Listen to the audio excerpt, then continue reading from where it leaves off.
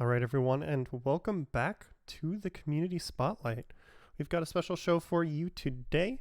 Every once in a while, we just show off a game without a vote because we think it'll be a good show. And if you remember a while back, we had Fur on the show showing off all moons, and Dangers was helping with commentary, and we've decided to switch things around a little bit. So we've got Dangers, who's going to show off Hello. Darker Side, and Fur's How's going it to help going? out with commentary. Hey, that's me. That's you. So we got two pretty swell people here to help us out with a nice showcase today. Why don't you give us the quick overview of what Darker Side is? Like, what's required for this category? Yeah, you bet. So, obviously, a pretty common question for anybody who's not familiar with Super Mario Odyssey. So, quick spoiler alert here. But in Super Mario Odyssey, there is a kind of harder kingdom that unlocks after you've beat the main game and you've collected 500 moons, and it is called the Darker Side. And if you've played anything like another, Mario game of some sort, then you're probably familiar with that, like, final challenge after the game has actually been finished type of idea. That idea, I think, exists as far back as like Super Mario Brothers the Lost Levels. You know what I mean? So this is kind of what that speedrun is. We have to collect 500 moons to unlock the darker side of the moon, and then we get there, we finish the harder level, and that is what the accomplishment of the speedrun is. All right. And before we switch over to that, just would like to remind everybody that Hotfix has some stuff coming up tomorrow. If you tune in at, I believe it's 8 p.m. Yes, 8 p.m. Eastern. We've got Time Capsule. And of course, the Frame Fatale games list is out. So if you go to gamesdonequick.com/framefatales, you can check out what's going to be going on there, as that'll be a marathon coming up in the end of February. So, and as a quick reminder for anybody who has those Twitch Primes available, we are in the month of January, which means that all of the subs are still going to Prevent Cancer Foundation because of AGDQ. So feel free to toss those Twitch Primes in while we got this run going. But do you have anything else you'd like to go over before we get started? I think I'm ready, good to go. What about you, Fur? Everything's good? I think we're good, yeah. All right, why don't you give us a countdown, Fur? Me? Oh man, the Yeah. honor. All right. 3, 2, 1, go. All right, and we're off. So, if you guys are familiar with Odyssey speedrunning, it is one of probably the most speedrun games ever. In fact, like there are more runs on the any percent leaderboard than I think only a couple of categories actually contested in all of speedrunning. So it's a pretty common speed game. A lot of people know about what it's all about. Not very many people know about the post game categories, though, and that's what this one is. So instead of trying to get to the final Bowser fight here as fast as we possibly can, the idea of the first visits of all of the kingdoms is to kind of set ourselves up for when we revisit them. And the reason for that is that when we do the revisits, it's a lot easier to collect moons really fast if they're all really close together. So the less that we actually do as far as moon collecting goes, the better it is for us in the post game. And things go very fast in the post game. I definitely do for sure. I think it's like, what, 21 seconds per moon on average in post game? In Darker Side, if a moon is 21 seconds to collect, then it's too slow. Like, it has to be 20 seconds or faster.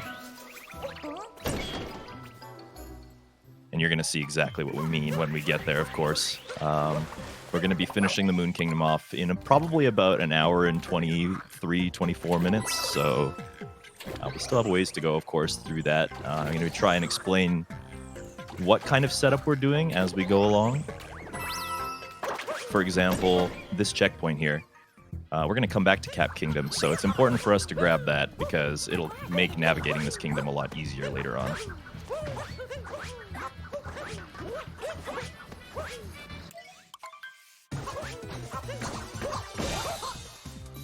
And honestly, my favorite part about Odyssey, just as a speed game, is that the movement opportunities that are given to you, with Mario being, Mario, basically the platforming king, but you combine him with Cappy, and it just opens up so many different opportunities for moving around in this game, and that's probably what makes it my favorite game to speedrun of all time.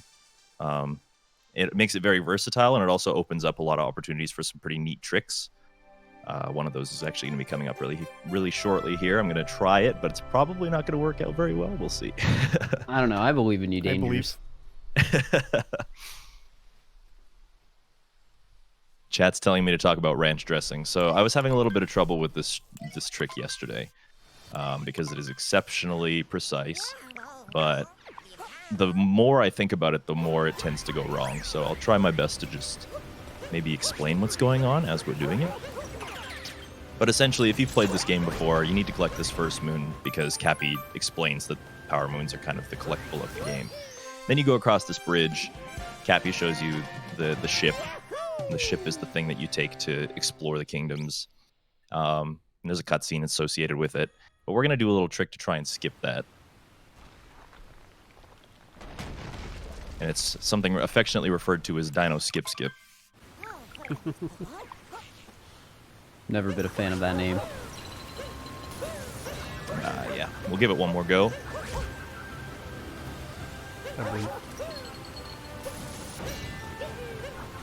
Hey, we got it. Here we go. Put some butts in chat for you. How are you along? Butts are always good.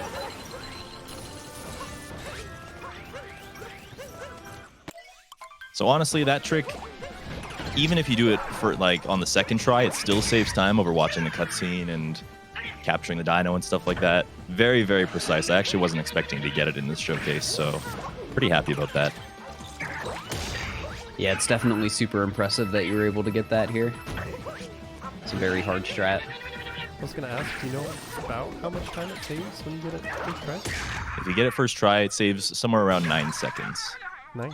And the crazy thing about this trick is that it actually changed. It's one of those like game-changing tricks because it is it's good for everything. The only thing you're really skipping is watching that cutscene.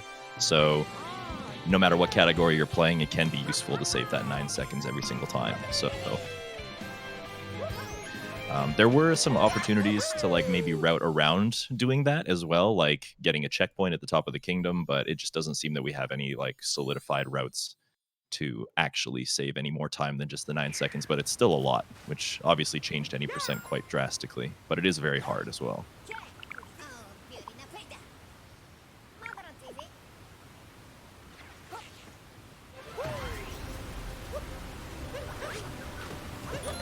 Now, what you're going to see here, obviously just trick after trick apparently, I'm actually going to be using that moon to just clip through the ceiling.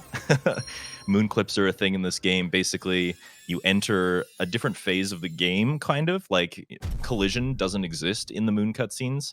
So by doing a backflip and throwing Cappy at the right time, I kind of, like, warp Mario's position so that he is inside of the ceiling when the moon cutscene goes off, and it lets me clip out of bounds. That's not the only moon clip you're going to see more in this run. But that one just kind of helps us get back up to the surface a little bit faster.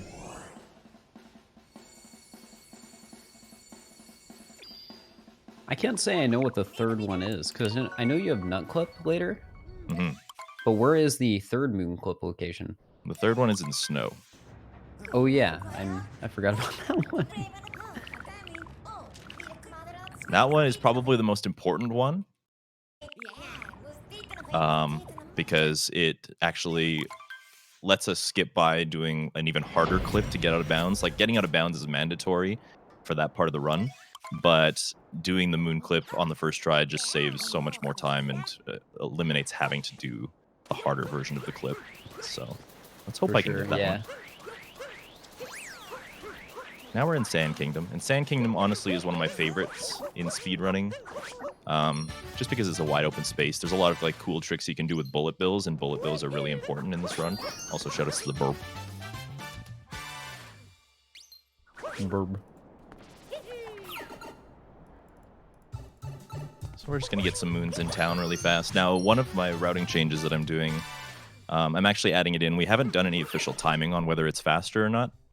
But I'm doing it just for the sake of showing off a trick that we call affectionately in the Super Mario Odyssey community the Dram Strat. There's a big backstory on why that is, but I'm just going to try it and see if it works. Has he played Odyssey, or is this just continuing the long tradition of naming things after Dram? He played it a long time ago. Yeah, he played it at the beginning of its inception, but has not in a while.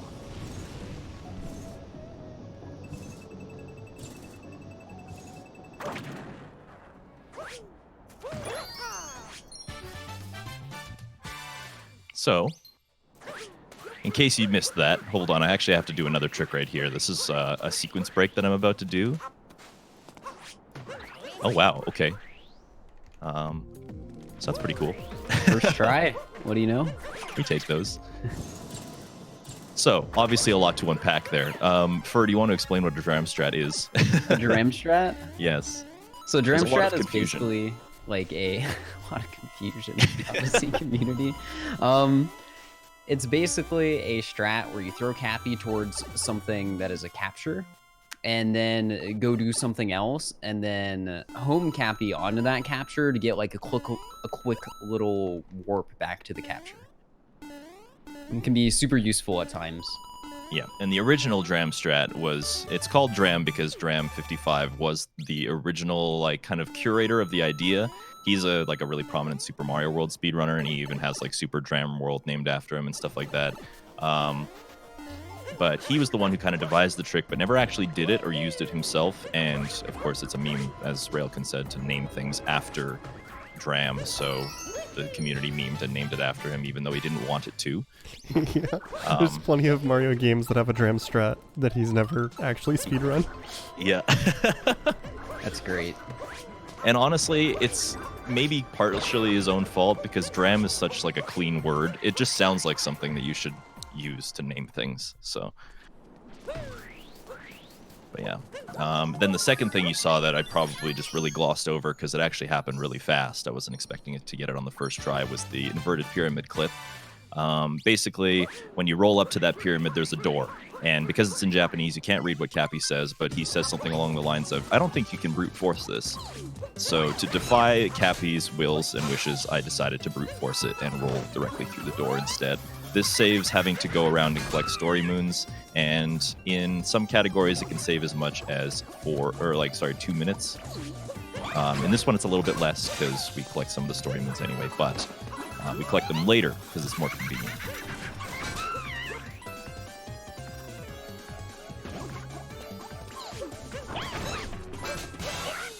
Those clips are harder on the version you're playing on, aren't they? They are, yes. I guess we could talk about that a little bit too, We because could. Odyssey has a bit of version history. This game has obviously been patched a couple of times, it's been updated, and that's kind of what happens with new games. This game's original patch never really existed to the public because they did like a first day patch, and it was the 1.1 version of the game. But 1.0, which is like the out of the box version of the game, I guess you could say, used to be the fastest version for a lot of reasons, mainly because there were some tricks and there were some glitches that just weren't patched out of it. But that all changed in April of last year when 1.3 came out. And 1.3 was the update that allowed this game and also Breath of the Wild to have functionality for Nintendo Labo, like what's that called? Like virtual reality stuff. Yeah. Like that's what the patch was supposed to do, but it also, as like a nifty little bonus, provided overclocking on all the loads and made this game really, really fast on all the loads. And because of those loads, it actually saves time over literally every other category on 1.0. So 1.3 is the version that everybody plays on now.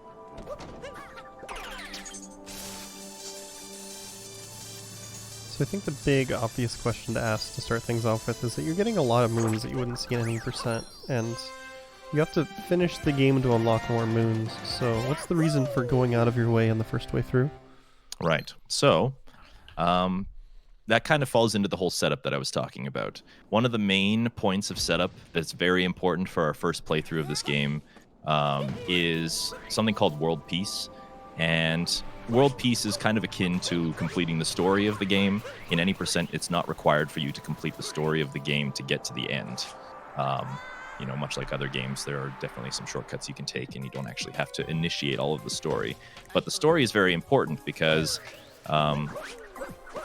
after we have beat the main storyline of the game, what's going to be available to us is something called moon rocks. If I see one along the way, I'll try and point it out. But a moon rock exists in every single one of the kingdoms, and when you open it up, a bunch of really fast moons are available afterwards. So world peace, of course, becomes important because these moon rocks allow us to collect faster moons later on. There is an actual speedrun category which is specifically called world peace, and it accomplishes the same goal as any percent, but also beats all the bosses and stuff along the way. I heard that you were pretty good at that category. I might have world record in that one as well. I don't think that's a might, mister. No, you're right. It's at the moment it is not.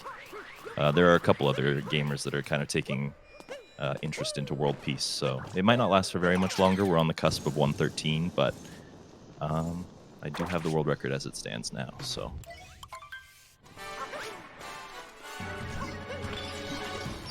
All right, so this is our first kind of major boss fight that you're going to see in this whole world peace adventure. We had to beat Madame Brutal to get her multi-moon and cascade, but that's a staple of every category, so nothing too special or fancy here.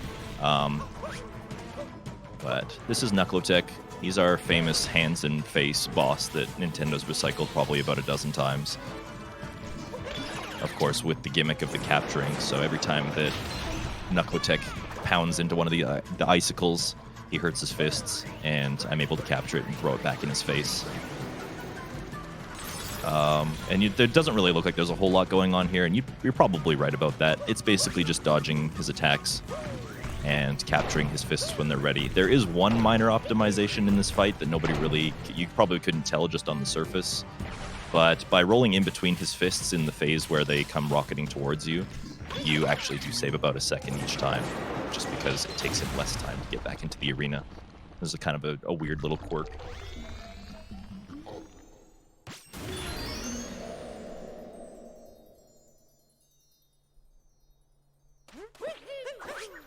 And that's it for Sand Kingdom.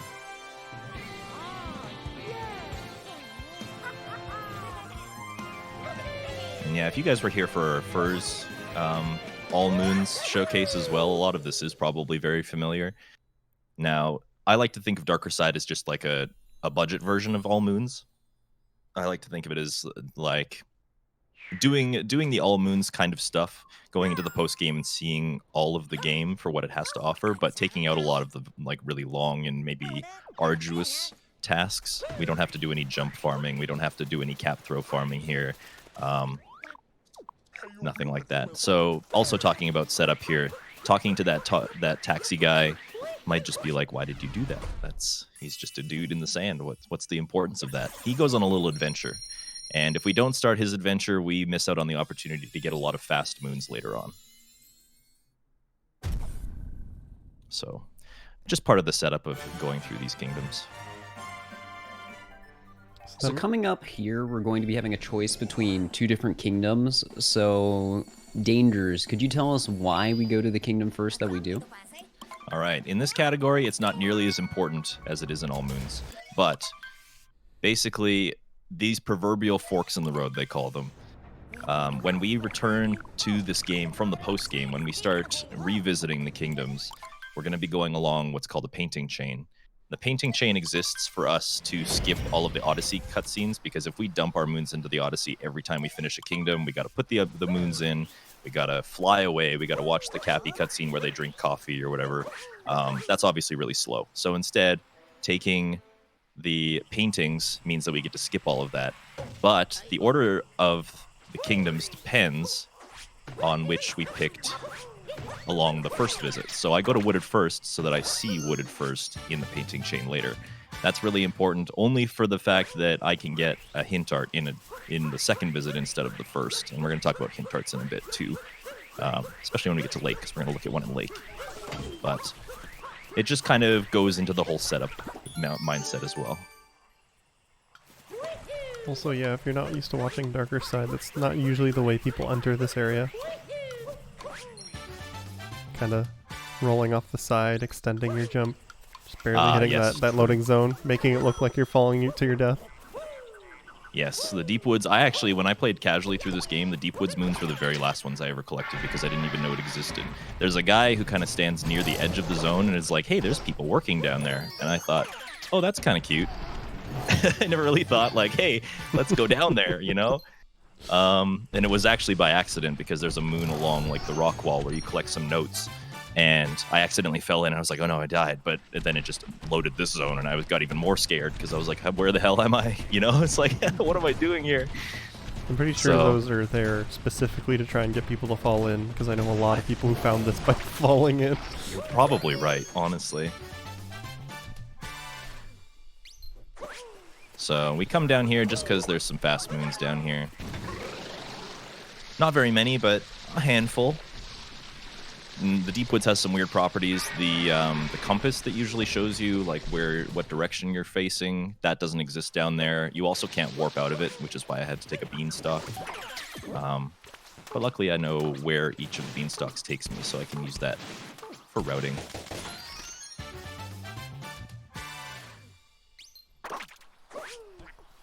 This is another kingdom. Actually, this kingdom is the exception to the whole world peace rule, and I'll explain that in a second.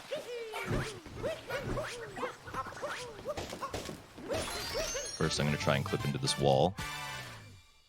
That's the nut clip that Fur was talking about earlier. When this was discovered, it broke open the game, because in any percent, that trick saves about 30 seconds. It saves about 8 doing the way I did, but we actually take a different route through the game when we do any percent. We go up the rock wall and we collect some other moons along the way. We're going to get those moons ourselves, but it doesn't make sense to get them now because there's a faster way, just the way that we have to do this kingdom, so it doesn't make sense to go the other way.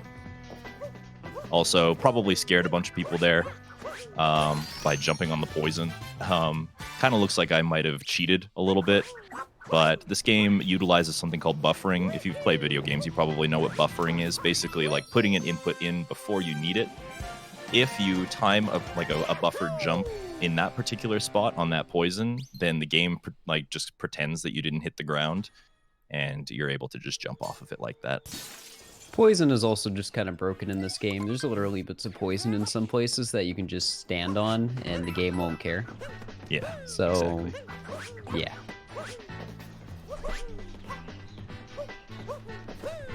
Alright, so that, what I just did there, is called the Flower Road skip.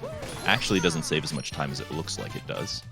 But by doing a little set of movement there, I was able to just not have to initiate the little P switch and get the Flower Road going. Saves like 2 seconds. And that's kind of what I mean when I said at the beginning of this run, like, the cool things that you can do with Cappy and Mario combined, and the opportunities that it allows for, like, changing your momentum and getting across really big gaps and stuff like that. That's honestly probably the reason that I love this game as a speed game so much, is because the opportunities really are endless.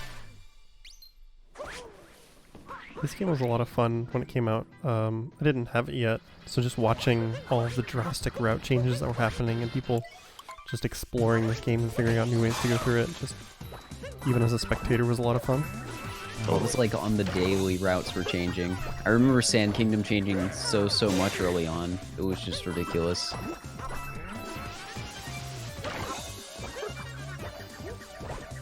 Yeah, it was like every couple days there'd be a new sand route.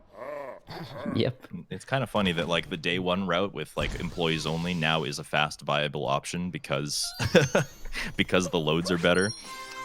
Mario invading the cutscene there, that does not usually happen. You know, sometimes he just can't mind his own business, so he's invading in on Spewart's little moment to shine. Do you know what causes that? Because I forget. Yes, I do. You can go into first-person mode on the, like, I think it's 1 or 2 frames before the cutscene begins, and Mario just doesn't move away for the cutscene for some reason. So I am actually doing that on purpose. All right, so now we're leaving, and you might be like, but Dangers, there's more stuff to do in Wooded Kingdom. Where are you going? This is my exception to the world peace rule. We will achieve world peace because there are fast moons in Wooded, but it doesn't make sense for us to get it just yet. And the reason for that is the final boss is actually a lot closer to the painting in the painting chain than it is to the Odyssey. So it makes sense to come back to Wooded later and finish world peace when we revisit it.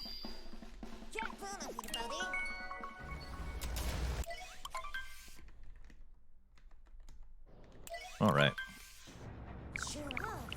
So usually Lake comes before Wooded in a lot of the shorter categories, but we're going to be doing Lake second this time. And again, that's for routing later on. Lake is a really short one. Because it's such a small kingdom, we kind of just come in and out of this kingdom and we leave a lot of the lake cleanup for the second visit because everything is so close together, so it makes sense to kind of open up the moon rock and just get everything when we come in the second visit. But obviously we need enough moons to leave, so... Just because somebody was asking in chat again what world peace is, since you keep referring to it. That's just, yes, world peace. It's another word for story completion. So in the any percent category, you don't need to complete the story to get to the end of the game. It's much faster not to beat all the bosses and not to do the festival and not to do the Bound Bowl minigame and get the multi-moons in every kingdom, but they do open up some fast moons in the post-game if you do complete them. So kind of like completing the main storyline of the game. Yeah, and where the name actually comes from is there's some achievement moons you can get in post-game from Toadette.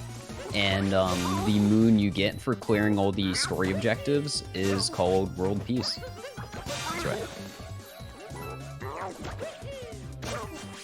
I hadn't seen that crown pounding through the hat before. Having some fun there, Dangers? Yeah, maybe a little bit. Just finishing off Rango really fast. And this is actually, I think, in this run, you fight all of the Brutals twice except for him. I think Rango's the only one that you fight once. There is another opportunity to fight with him, but we skip it because he's it's very, very slow. But yeah, just got to finish that guy off. And if you were keeping count of the moons, we're actually one short. We need one more. But I left it specifically for the end because I wanted to wait for this. This doesn't show up until I've achieved world peace. This is a hint art. And the hint arts are the reason that we go to Wooded first. They're the reason that we do a lot of the routing the way that we do in this game. By looking at that picture, it reveals a moon somewhere else in the world. And unfortunately, we can't just know about the places in the world that they are. We have to have physically looked at them in this playthrough in order for them to count. So I have to go out of my way to look at that picture, or else the moon will not be able to spawn. And in the case with Wooded, going to Wooded first here means that Wooded will actually show up before Sand Kingdom, which is where the hint art leads us in the post-game. So we can actually look at the hint art in our second visit to Wooded rather than in the first one. And that saves about 3 seconds. It's not very much.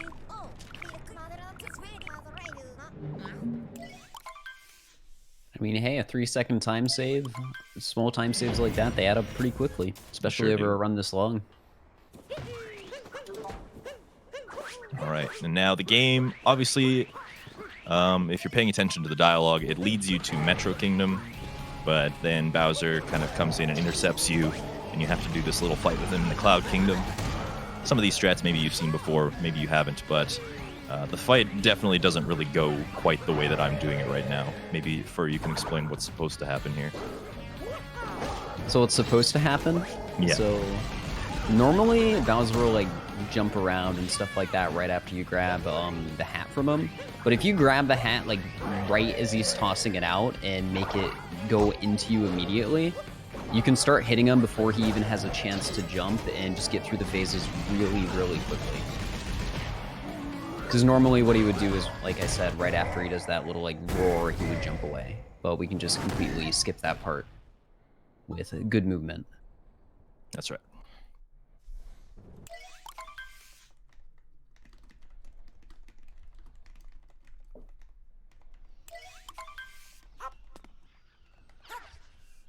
And so Bowser kind of messes with us a little bit, and we don't get to go to Metro after this. We crash land into what's called Lost Kingdom. This is a very scary kingdom to be. And if you don't notice, there's like this purple poison hanging around the bottom of the kingdom, all around like a big ocean. If I fall in that, it's an instant death. So navigating this kingdom can be very scary. Yeah, kind of lucky we didn't crash land into that. True. Lucky that there was this very, very convenient island just chilling, waiting for us here. You also did a bit of a skip there at the beginning, didn't you? I sure did. Maybe, Fur, you can explain a little bit about what the heck that's all about. So in this kingdom, there really isn't world peace in the same way that there are in other kingdoms. But we do have this fun little character called Klepto who, if you walk in this like certain area in the kingdom, he will steal Cappy from you, and you go through this like little short sequence of running up to him and getting Cappy back. With good movement, like you saw at the very beginning of this kingdom, you can kind of just go off to the side where that trigger isn't, and then eventually go around to where Klepto is and trick him into starting phase 2 of the fight. So you will be seeing Dangers do that here in a moment. And obviously, the reason we skip this is because there's a cutscene associated with it, and he steals Cappy. So he steals my ability to throw Cappy anywhere, and it just so happens that in order to leave the kingdom, we actually need to throw Cappy onto the globe to leave in the end. So it's kind of important that we don't get Cappy stolen. But you can see there that I kind of like went up near where the bird was. Like we kind of tricked him into thinking that he has Cappy, but he's not very bright. We actually still have Cappy. Which means that we can kind of continue through the rest of this kingdom as normal. And I'm utilizing death warps here. Getting the checkpoint at the top of the kingdom was very important for me to be able to basically make my way back up there every so often. It's just part of the routing. It makes things a little bit easy. I do lose 10 coins every time I die, but there's no other penalty, so not a big deal to use death warps. And now, kind of a really neat trick coming up here. If you got this moon casually, you're going to be probably a little bit bamboozled by what I'm about to do. Because this is obviously not the intended way.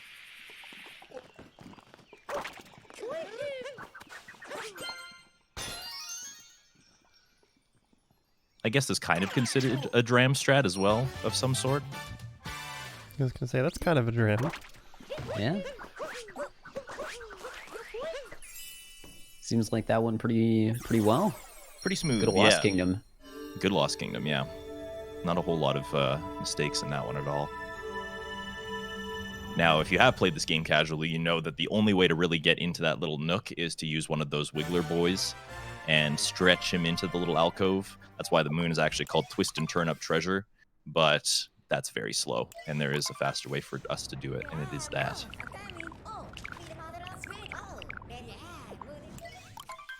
And now we make it finally to the Metro Kingdom, which, you know, it's been kind of teased in front of us for the last 10 minutes.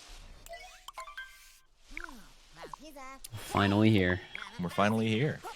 But it looks a little bit different than it does in the trailers. Yeah, I was going to say, this is the kingdom that kind of got splashed all over the ads for this game.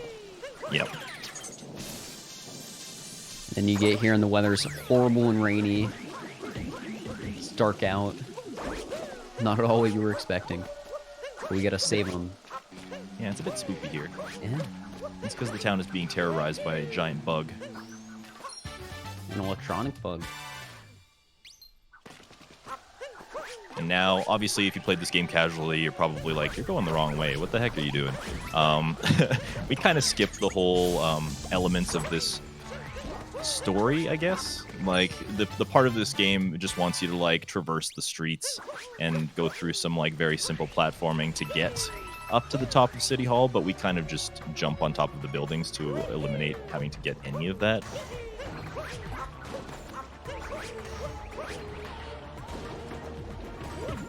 Including this part. This part obviously is a giant platforming section. Not very many people know that you can just kind of wall jump your way up this pole instead. Ooh, that was close actually. We should be alright though. Oh, that was scary, yeah. Nice save. Oh, man. And then kind of a scary jump across the gorge there. Yeah, the jump isn't exactly tight, but because the camera is constantly turning, it can be kind of tricky to line Mario up with Cappy to actually get the cap bounce. Exactly. Oh, there we go. We just wanted to make sure we were all awake with that jump. Exactly. Keeping you on your toes. I'm seeing some darker side questions again, so I'll kind of reiterate. Basically, in order to complete this category, we are trying to get to what's called the darker side of the moon, which is the, I guess, final gauntlet level of this video game. So in order to do that, we need to beat the main storyline of the game, get to the end, and, you know, escape with Bowser in the moon. We need to collect 500 power moons, and then we need to beat the harder dungeon as well. So, or the hard dungeon that awaits us there. It's also worth mentioning here, as this is probably common knowledge for people who know SMO, but that's not just showing off making the Mecha Wiggler come very close to Mario there. Actually True. just shortening the path that the Wiggler has to run through the room saves just a few seconds on this fight. Exactly. Yep. Every little bit of time counts. And I did not get my favorite pattern. The Wiggler has probably about a dozen or so patterns that he can give you in that second phase. You're looking to finish him off in 2 phases. Otherwise, if you're not fast enough clearing all of the little glowy bits, then he'll go back into the wall. He'll run across the stage a couple more times, loses about 25 seconds. So it was important that I got that fight done in 2 phases. And it's probably the most frustrating boss, in my opinion, in this whole run, just because of that RNG element, but also because his hitboxes are not very nice. I can second this. They're not nice.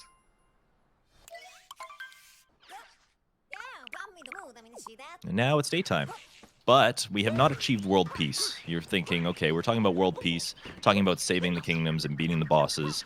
World peace in Metro is a little bit different. It doesn't count the same way. In order for us to achieve world peace in Metro, a few more conditions need to be met. Pauline wants to throw us a festival for saving the day. But in order to throw a festival, she apparently needs a music ensemble, and she also needs us to power up the city. Both things that need to be done by us, even though it's in our honor. I don't know. I've always kind of thought that was kind of weird, but it's fine. So basically, we need to go around the city. We need to collect the 4 musicians, and then we also need to clear the sewers of the gunk so that the city has power. So that's what this part is all about. And you're also going to see me do a lot of setup in this kingdom. This is one of the kingdoms that requires a lot of setup. The very first thing I did when I came down was plant a seed. And that seed is going to be very important because it'll grow us a moon later on. I'm going to plant 2 of those while I'm here. I still don't understand why clearing up the sewers helps with power. Yeah, very strange. Shoutouts to the Ghost Band.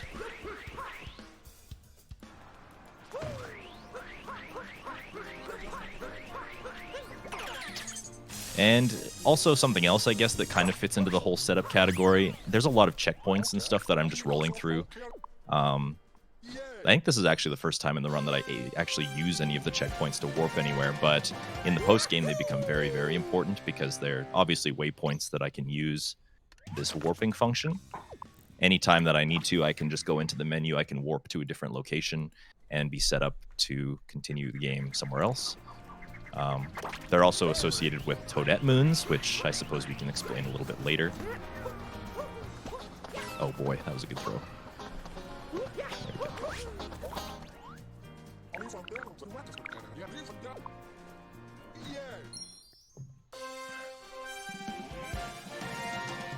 So the band is 4 members, and we've got 3 of them so far.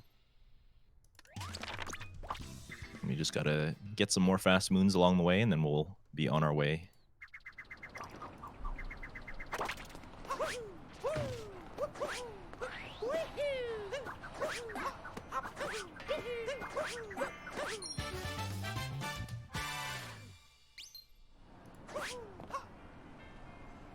Obviously using some platforming. I don't think that the intended way to get onto most of these roofs is the way that I'm doing them, but just so happens that you can if you know how to plan your jumps really well. Look at another hint art here, and then the trumpeter just so happens to be sitting right here. I don't wonder how he got up there. That's a good question.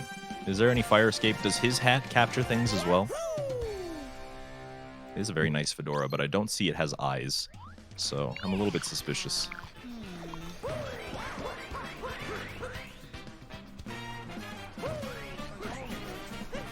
Alright, so now we have the band together. That's when Pauline springs the surprise on us that, oh, by the way, we don't have enough power, so you need to go into the sewer and you need to clear out the gunk. So, as you can see, there's a boy in there. He's very terrified of these big piranha plants, big scary boys. There actually is a trick that we could attempt, but in this category, it's not nearly as important.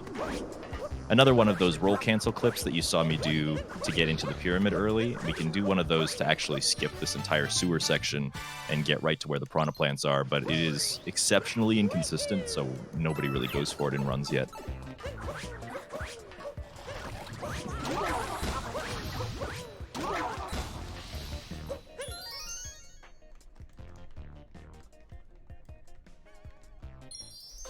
Got a little Twitch Prime shout out in the chat, it looks like.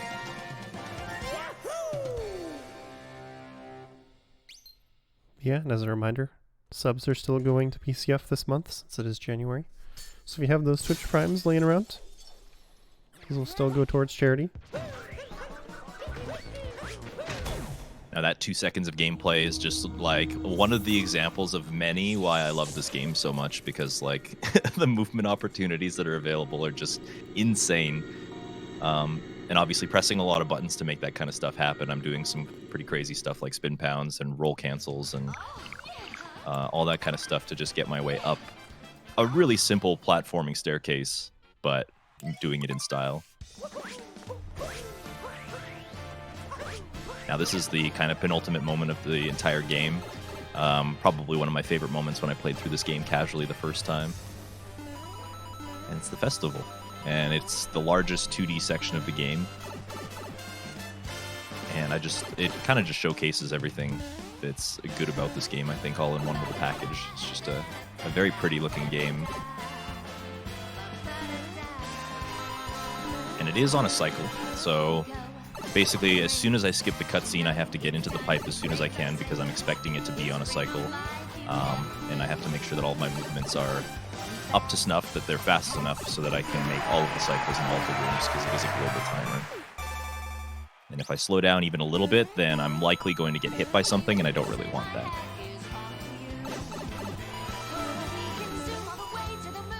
This game has kind of a bit of like a time loss built into it.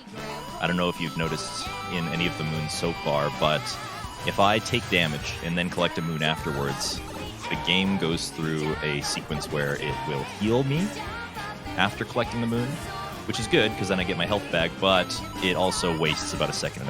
And, you know, obviously if you take damage for every moon, that'll add up pretty fast. The one exception to that, though, is multi-moons. So if Dangers were to take damage right here before the end and grab the multi-moon afterwards, there would not be any sort of additional animation played. But of course, you would still take the time loss for taking damage itself. Yes. And you did a pretty decent job of that festival. That's basically as good as you hope it can go. So I'll take that. Ba-ba, doodly-doo. Let's do the Odyssey.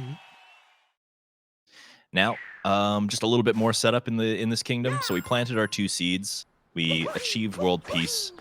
It just so happens that Metro is the very first stop for our little taxi lad over here, so we have to take a little quick stop, make sure that we talk to him, get the moon from him. When he gives us this moon, he jets off to the next location. So if we didn't talk to him here, then we'd be in a bit of trouble, and we'd probably be down quite a bit of moons because he goes in a path. He's not available everywhere. He's only available on his next stop. So important that we talk to him before we leave.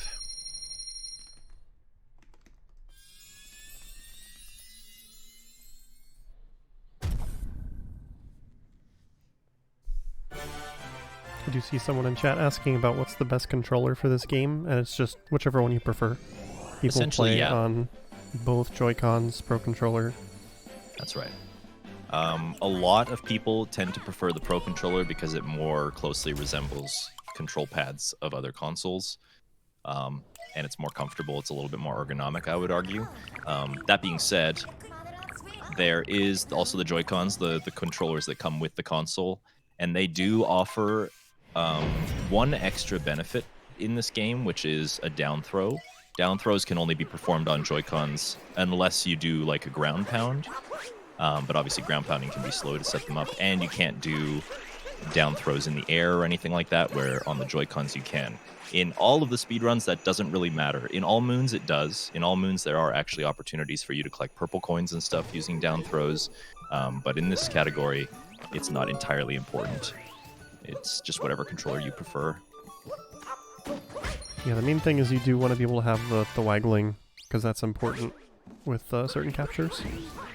Yes. So using stuff like a GameCube controller would not be the best for you in this game. Yes, and not only just the captures, but all of the rolling that you see me doing. In order for me to get yellow sparks on every single one of my roll boosts, I have to be using motion controls. That's just kind of a gimmick of the game. So I actually spend a lot of the time just like shaking the controller like a madman.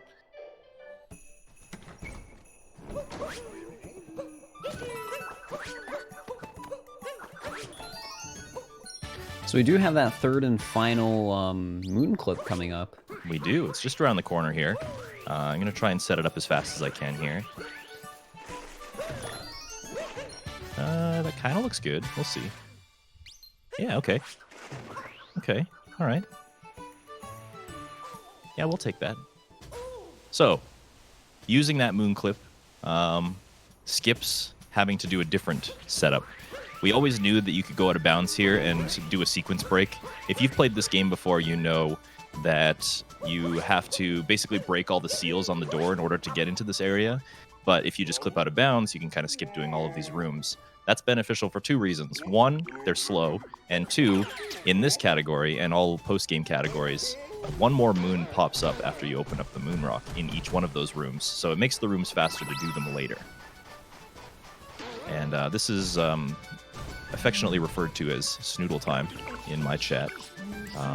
There's a little mini game that we're going to play. We like to call this boy Snoodle, the guy that we just captured. We usually play a little mini game where you guess the time.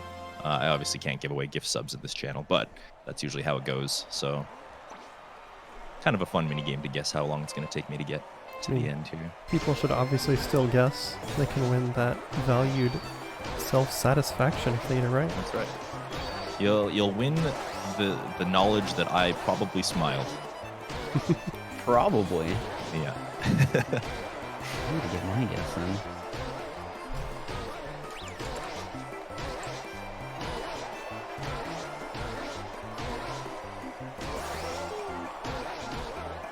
All right, Dangers, I'm counting on you. 52.95. All right. Okay. I see how it is. I thought you had a little bit more faith in me for. Dude, I can't even get 52s. What are you talking about?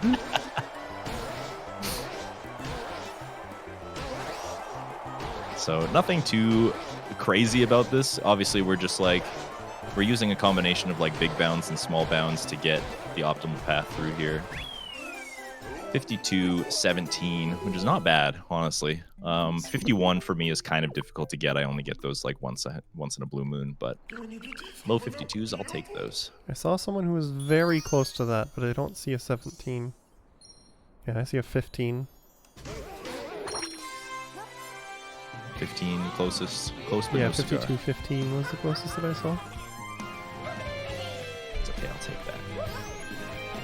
Now you'll notice that this is the grand moon. This is the moon that achieves world peace. You're probably wondering, how does racing around with a silly little snowball man achieving world peace? I don't know. You're asking the wrong person. That's a Nintendo question, I think. But it does. But you'll know that we got there really fast, and we still have some moons that we need to collect in order to actually leave, because we need 10 to leave. So that's what I'm going to do. I'm going to do a little bit of cleanup here. Oh my god, somebody just reminded me of the All Moons showcase we did by pointing out that at least for guessed a number. True. Dangerous kept guessing H. I don't typically guess numbers, I just guess H. And I win every time, so, I mean, it works. I have a disagreement with that.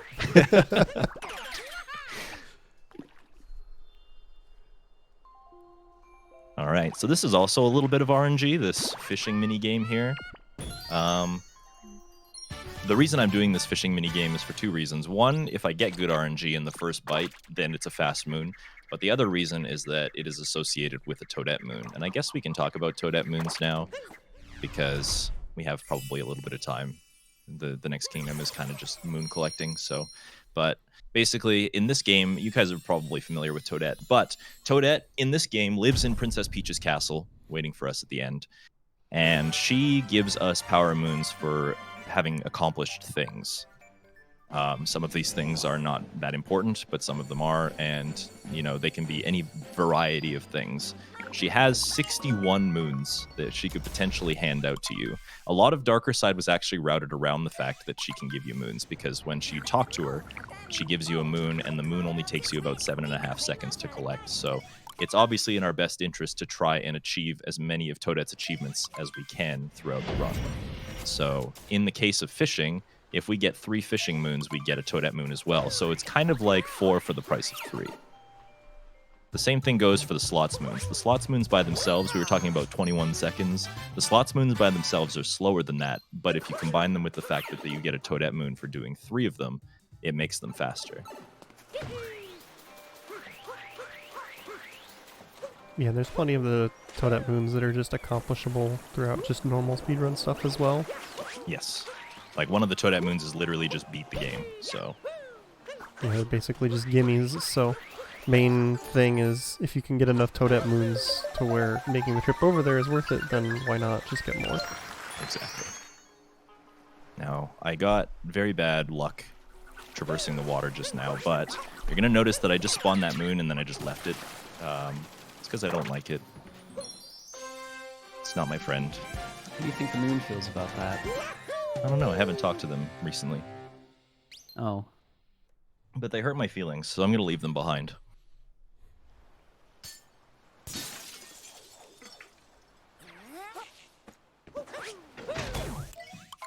Alright, so we're going to actually use this little boy. The reason that I kept him on that little platform is because if this Gushin guy was any closer to the moon, he would have despawned. You'll see him do that here, actually. But I wanted to use him to get on the lighthouse because it's much faster to get on the lighthouse doing this than it is to do what the game wants you to do, which is go through like this swimming cave part and go through a pipe, and obviously very slow. So Dangers. Chat really wants you to know that you left the moon behind. the moon? Yeah. Wait, you mean this one? Yeah, I don't want it. Dangers, I swear. I really don't like it. I don't think you guys understand.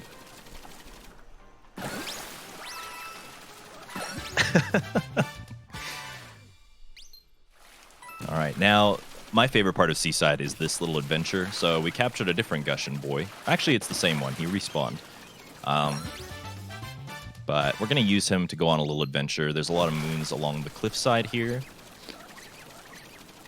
And obviously, climbing up the side of the cliff is something that you can do just with regular Mario by going around the other way and stuff like that. But using this Gushin makes it very fast to traverse all of these. And then same rule goes here. I'm going to be dropping my little Gushin friend in the corner and grabbing the moon so that he doesn't despawn when I collect this moon. Because we still need him for a little bit.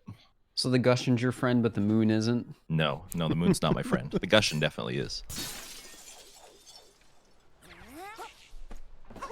He's a good lad.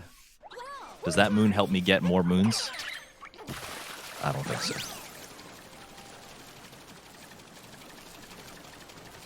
And here, same kind of deal. If I were to drop this Gushin on the lower platform, then the moon snake would kill him, and that would be really sad.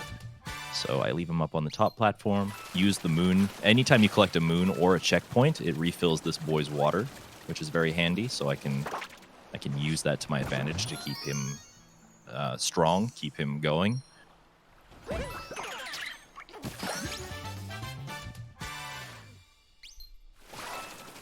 And then, in typical sidekick fashion, we're actually going to use him and just slam our booty into him, and he's gone forever. So rude.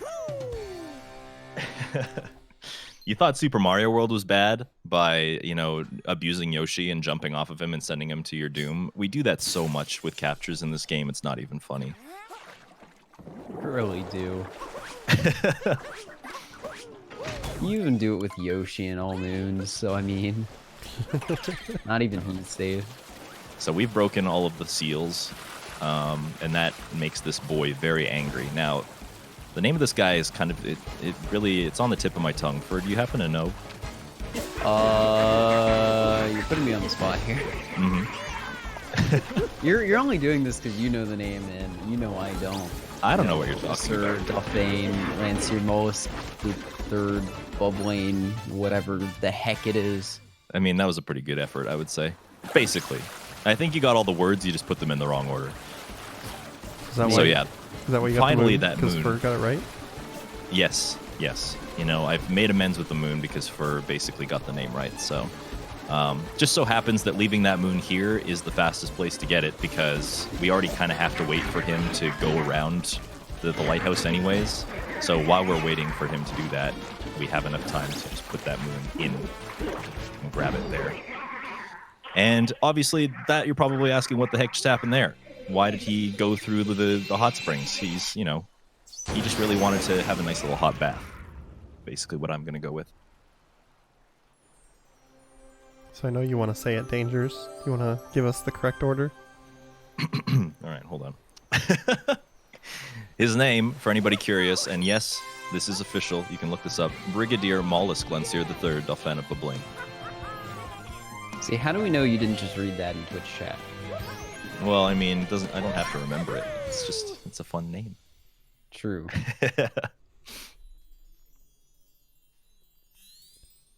And that's it. That's Seaside. That's how we achieve world peace in Seaside. A very fitting end to the kingdom, honestly, because we beat the boss. A lot of kingdoms do have a boss. Metro and Snow are the weird ones. Metro is let's celebrate a festival, and Snow Kingdom is let's have a race. I don't really know what piece that has to do with, but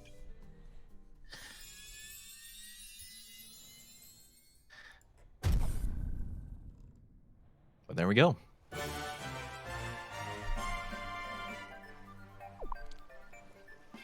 And off to Luncheon. And Luncheon is my favorite kingdom aesthetically. Speedrun-wise, it's a little bit frustrating. It's one of the harder kingdoms to traverse, mostly because it is surrounded by molten Pepto-Bismol, and anytime Mario's butt gets burned, he obviously has to sit through an animation where he deals with that, and that's not fun. Or if you fall directly in the lava and there's no way to get out, then you have problems. Fur, are you posting a butt in the chat every time I say butt? Well...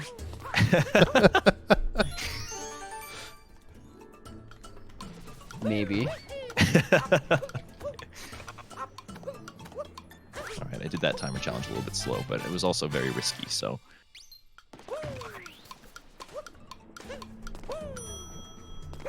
And on top of the whole lava situation, molten Pepto-Bismol, as I like to call it, it's also made of these weird, like, as you can see kind of in the background, these weird, like, low-poly, neon-colored shapes. And they're very tricky to traverse. It's very, unless you know the game and you've played it a bunch, like, it's hard to know what surface is a wall and what surface is a sliding, like a slide, basically, and what surface is a floor, which can make traversing them very hard, and we do a lot of traversing on them because it's faster to go over things, usually, than it is to go around.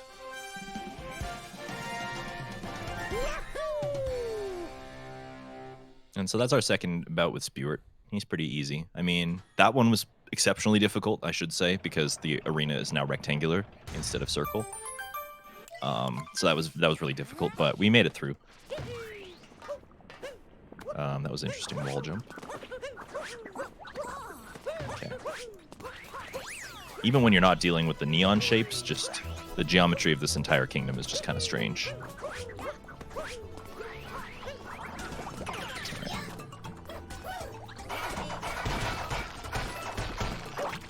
Oh, ow. Okay. This is fine. So yeah, like I said, honestly, not one of my favorite speedrunning kingdoms because it's very easy to just kind of like fail all of your platforming because of all the weird shapes in it. But we're making it through. It's all right.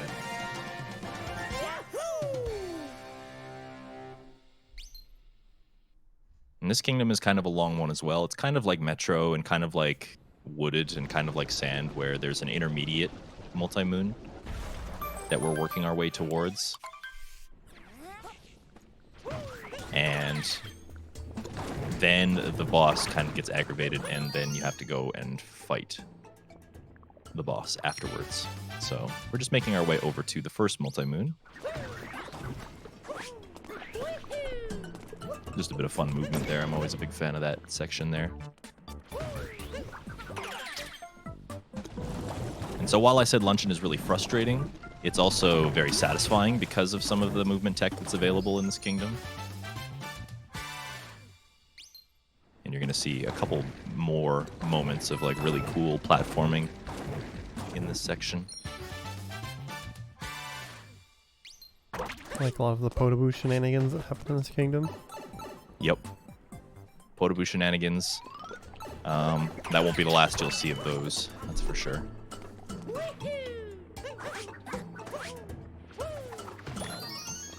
And a little example there of why the polygons are kind of annoying. I kind of just did a weird slide into my spin pound there, but you got the moon. You got a little bit sloped there. Yep, just a little bit.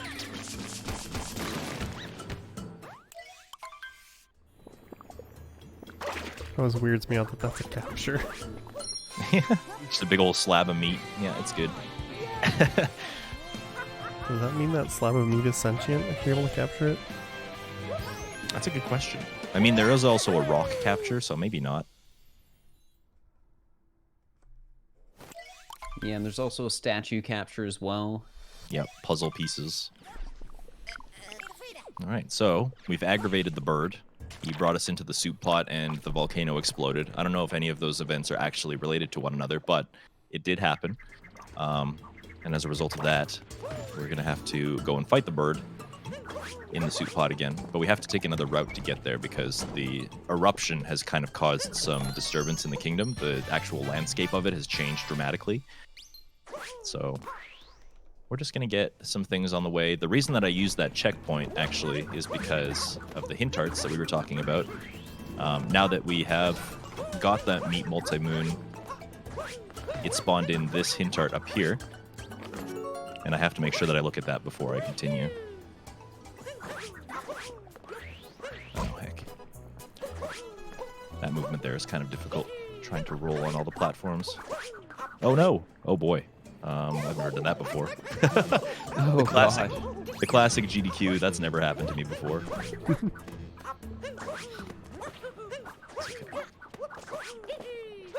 Easy little backup to get back up there.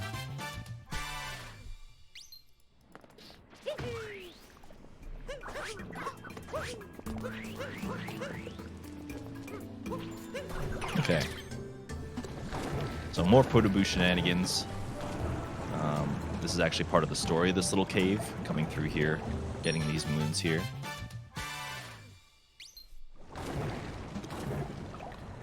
Oh, heck. Yeah, my movement is not so clean in this kingdom, as you can tell, but we're making our way through. No big deals. It's gotta be pretty uncomfortable for Mario when he pops out of the Podoboo right above the boiling soup lava. Certainly, yeah. I don't know how his tolerance to temperature changes when he captures things as well, but just like swimming around in molten lava can't really feel all that great either.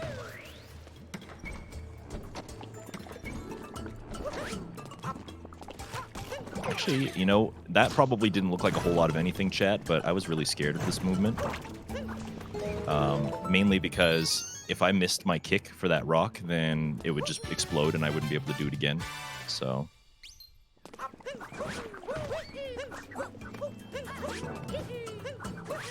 Dangerous was actually telling me a bit about this movement as well before stream.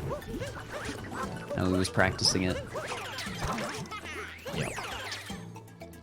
Honestly, one of my, like I said, Luncheon has its downfalls, but its definite like upside is the fact that you can traverse it in ways like that make the game just really showcases the game's ability to use all of your movement opportunities in a way that just like is very mesmerizing. I don't really know if I have another word for it aside from that.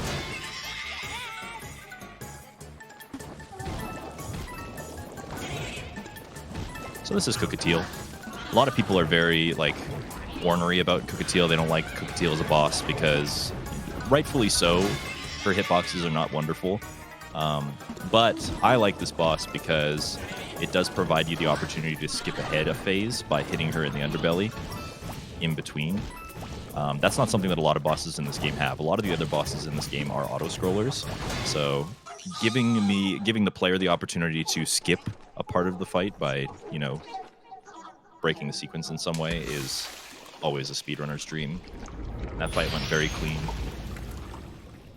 I don't remember the name of the one rabbit boss with stacks all the hats on top of each other where you can do that similar when he tries to spin around, you just jump on him. That's right. In fact, all of the Brutals do that. All the Brutals have some sort of like skip mechanic. Like Rango, which is the tall boy in Lake Kingdom, when he like hides underneath his hat, if you jump on his hat, then he initiates the next phase. With Spewart, you can like knock his hat off right away, or you can like jump on him when he's like zipping around. So most of the Brutals have that skip mechanic, but none of the major bosses do.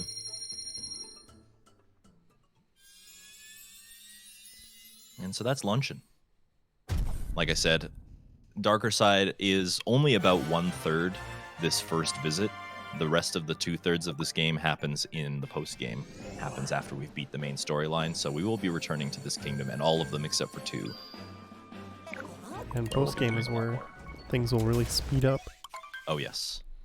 There's like right now, it's kind of nice to have cutscenes and stuff in video games because when you're speedrunning them, it gives you a moment to breathe. It gives you a moment to just like chill.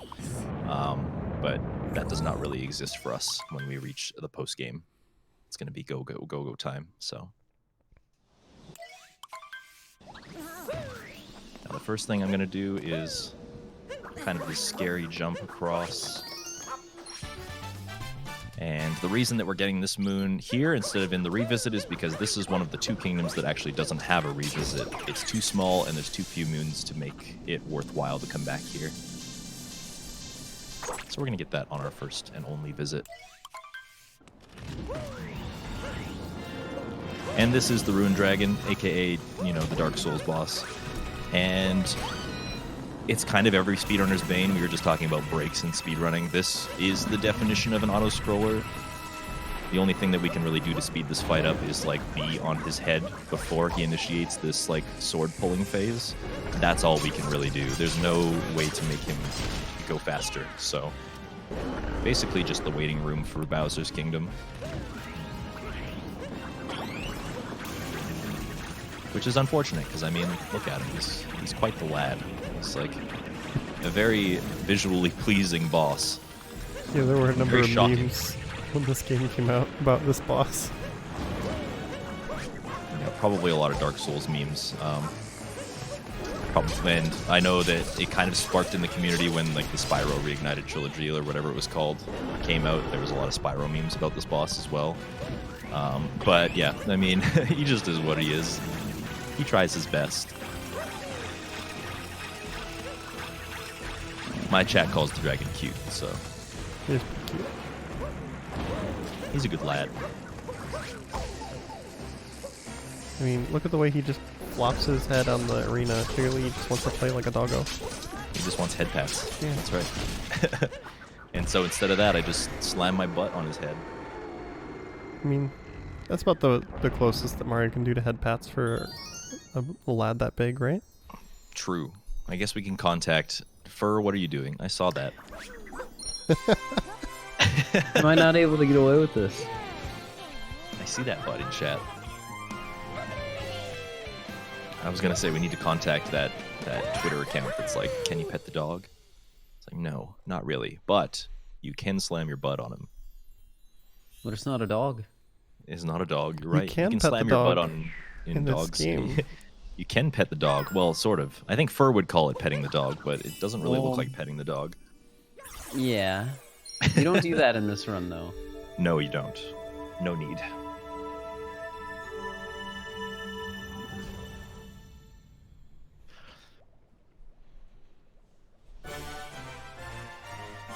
Okay. Cruising right along. Now the game makes you think that this is where the final showdown is going to be. Spoiler alert, it's not. But for that reason, it also doesn't give you a required moon count to leave because, you know, it's trying to trick you into thinking this is the last place to go. So at the top left corner of the screen, if you were paying attention, usually there's like hollowed out circles for how many moons you need to leave. That doesn't exist here. But luckily, we've played the game enough that we know how many we need. In this particular category, it's not a big deal because we're going to be doing a lot of setup and getting a lot of moons on our way. cool little dram strat coming up right here as well. My favorite capture. The Pokio. Can we get some burbs in chat? They're pretty good burbs. Very good lads. They're so cute when they do the spin when you do the motion controls. And his little feet stick out. Yeah, it's like a little triumphant pose afterwards. It's great. I'm a big fan.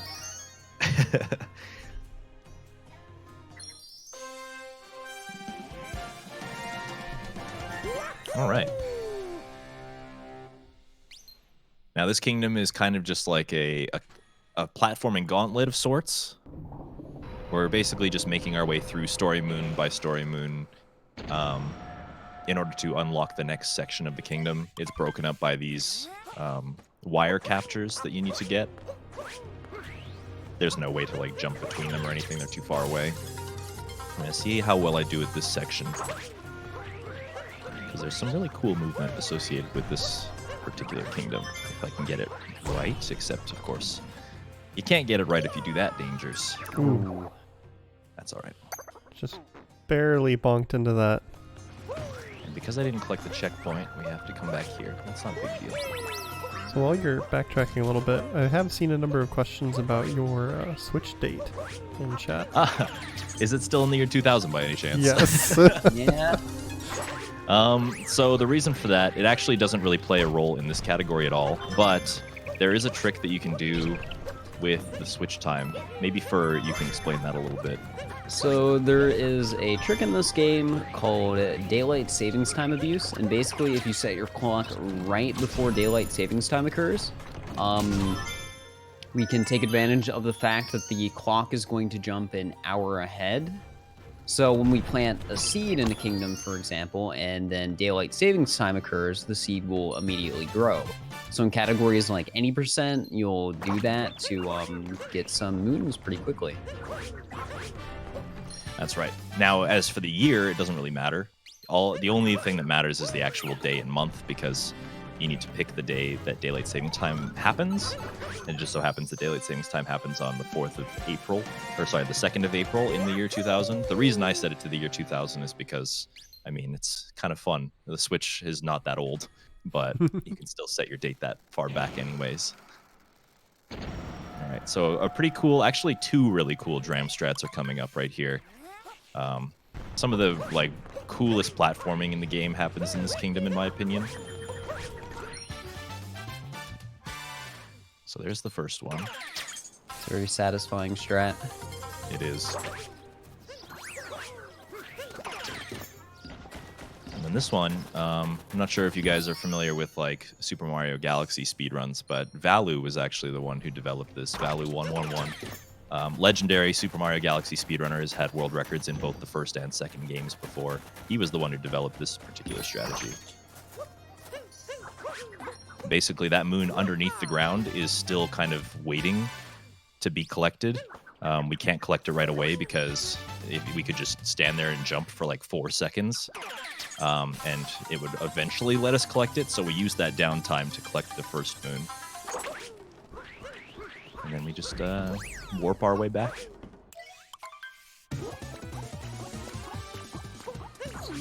Let's see if I can do the first-person strats. Now, this boss shoots out 2 bombs. If you remember the first visit, Harriet was only spitting out 1 at us.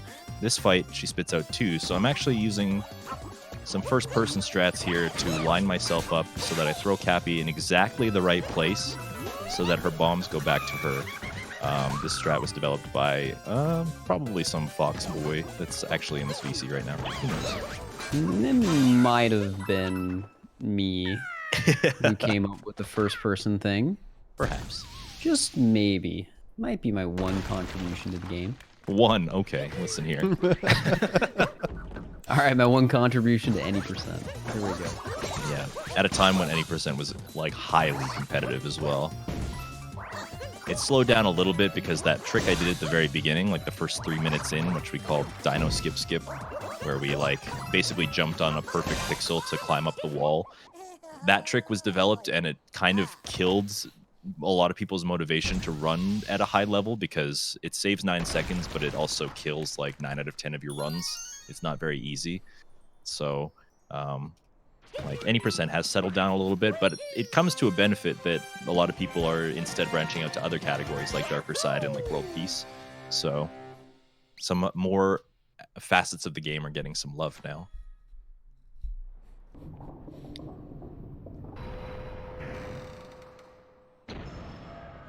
Yeah, there's actually been a lot of routing happening recently in All Moons and a little bit in Darker Side as well. So it's definitely other people showing interest in some of those like longer categories or categories that aren't just any percent. Exactly.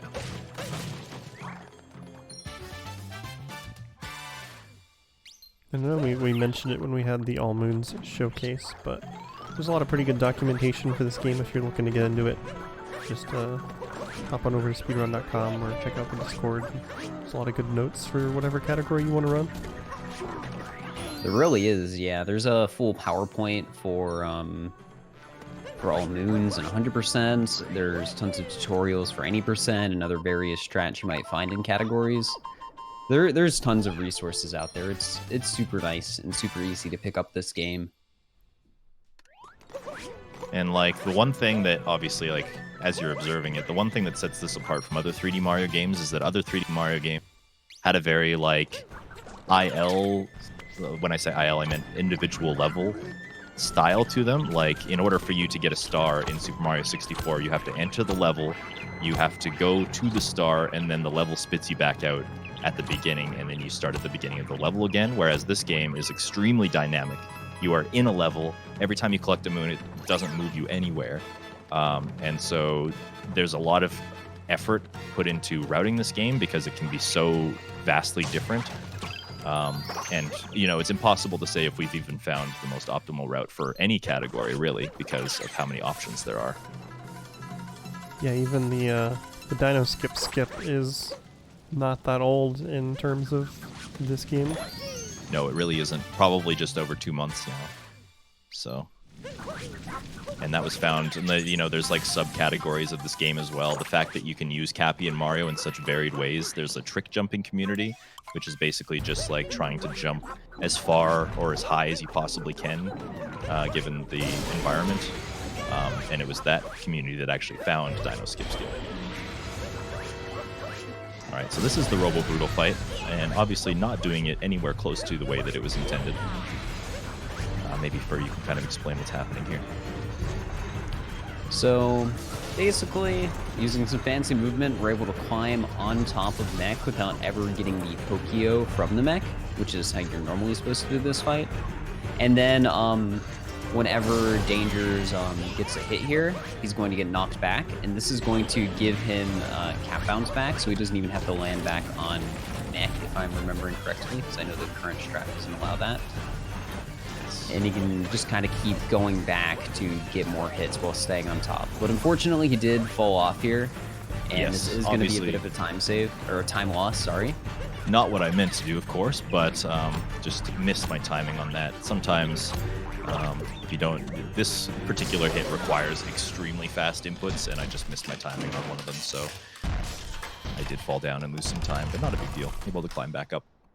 Yeah, and if you watch, the boss kind of tries to prevent you from being able to do that, or if you land back on top of it too soon, it throws you off again. Yes. But you're just using some really nice cap bounces just to kind of trivialize that. Remember, that was a really, really hard setup in the early days of Odyssey, and a lot of runners have just gotten really good at that. Even just the order that you hit the brutals in that fight has changed a bit, just to speed it up even more than they used to do it. Exactly, yeah. It's evolved over time as we develop different ways to move around in the game. Things have kind of changed over time, so yeah, obviously that fight has gotten even more and more and more optimized as time has gone on. Like, it used to be kind of the norm to hit the bubble that's on the very top, the very last one, just because it was the safest one to do it. The way that I did it, I tried to go for one of the ones on the side, and that's why my inputs had to be so perfect, is because if I miss my inputs at all, then that means that I would just fall. It used to be a lot safer to just hit the top one, but optimization happens over time, so... Yeah, and if you'd gotten that right, you basically would have hit it right after it became vulnerable, and it looks really slick when you manage to get it. Mm-hmm. So yeah, Bowser has taken Princess Peach and run off to his wedding, which was not here. We got debated a little bit. He's going to lead us off to the Moon Kingdom next instead.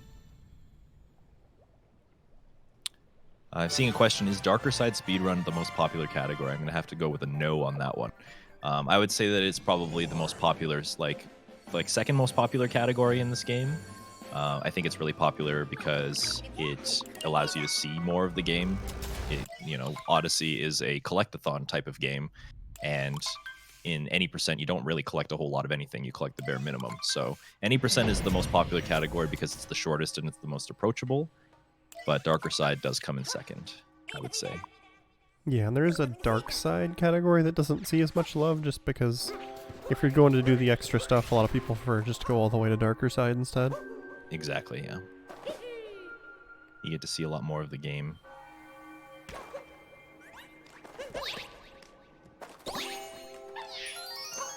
Alright, so even though Princess Peach is in dire need of our help, we kind of just postpone it for about a minute or so to collect some moons along the way.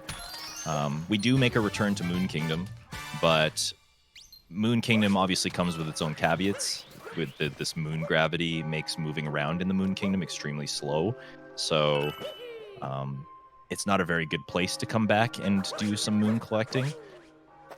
So we're going to collect the ones that are fast along the way, but then when we make a revisit, a lot of the ones are just going to be kind of chilling around the Odyssey and within our grasp within like a minute, and then we're just going to leave again. Utilizing these rocket flowers to obviously speed up the kingdom. I don't know how rocket flowers are growing on the moon, but we are in the Mario universe, so just about anything is possible. And then the very famous moon cave skip here. Yeah, this is probably one of the most well-known tricks in this game, just because it was found so early and it skips so much time.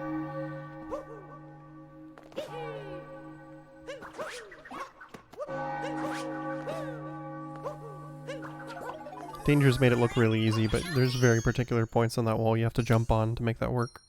Exactly. I'm basically looking at a couple of visual cues, and the success of the trick relies heavily on the first wall jump, which is kind of a misconception if you're trying it.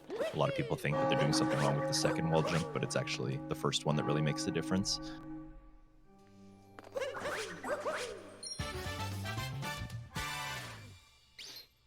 And now we're in the cathedral. This is where the wedding is taking place, so we're going to crash the wedding.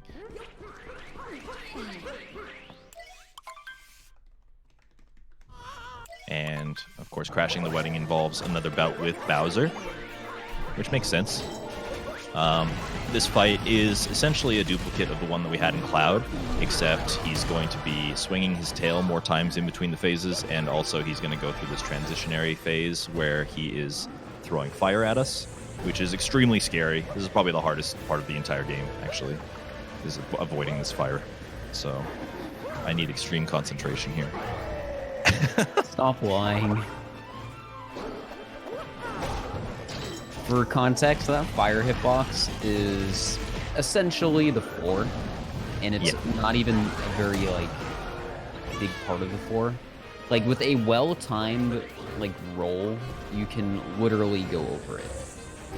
Yeah, since Mario leaves the floor for just a briefest of moment.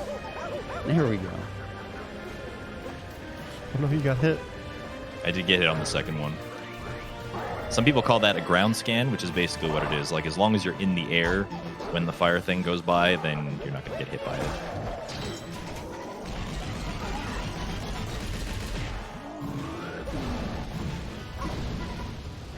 Someone in chat is asking what Dark Side is opposed to Darker Side. It's just another post-game level that opens up when you get enough moons. Yeah, that one opens up when you get 250 moons, and instead of being like a dungeon-type level that you need to traverse, it is more of a boss gauntlet. So it makes you face off against all of the brutals, so all of the bunny bosses that exist in the game, one after another, and then it makes you fight the Robo-Brutal at the end. The two kind of gimmicks of those fights is that you have to do them all in a row on one life, and they have moon physics. So it makes it a little bit more tricky to deal with. Now, defeating Bowser is not enough. When you defeat Bowser, it triggers the moon to self-implode for some reason, so we have to escape that. by capturing Bowser himself, which honestly was probably the most hype moment when I played casually. I was like, yes, you get to capture Bowser. I saw this coming, but I'm like still so hyped. And this 2D section is very famous for killing a lot of like any % runs on world record pace back in the day. I'm going to use some like tricky mechanics to just kind of skip through a lot of that. XD skip. Ah, the classic XD skip. Should have gone for it. You know, save the frames. That's what I'm all about. Do you have to play Dark Side to do Darker Side? No. So we actually don't do Dark Side, and the reason for it is that you don't need to play the Dark Side dungeon in order to get to Darker Side at all. It's just the moon requirement count that matters. And because we only need 500 moons, doing Dark Side is very slow, because it gives you a multi-moon for completing 5 bosses, and that's not very efficient.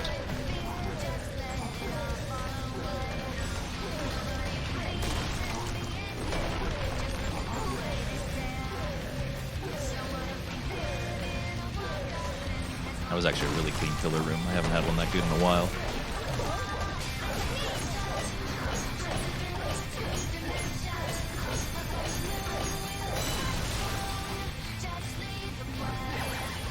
Alright. And when we capture this wire, we blast out of it and into safety into the credits of the game. 123.38. Not too bad, considering there were 2 deaths that I didn't really like, or at least one like fall down in Luncheon Kingdom. 123 is really not a bad time to leave the early game, so I'm pretty proud of that.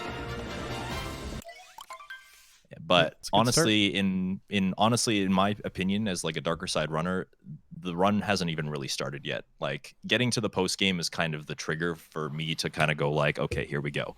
Like this is where it begins, in my opinion. This is where the game really speeds up and it gets a lot more fun and also a lot more technical. So.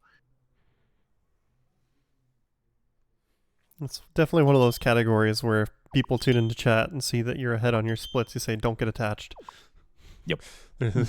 We don't know if we're getting to the end here. As it stands right now, my PB in this category has like an exceptionally good early game. I had a 122, which is the first and only time I've ever had a 122 moon exit. Oof. So,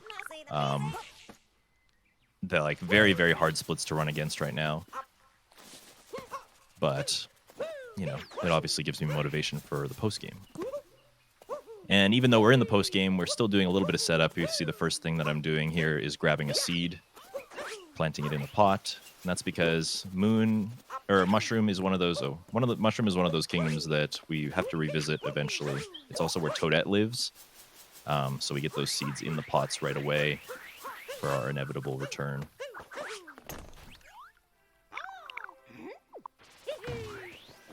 Now, this is one of my favorite parts of platforming in this run, is inside this castle here.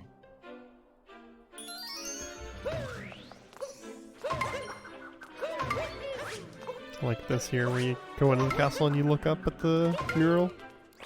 Good old throwbacks. This game is full of them.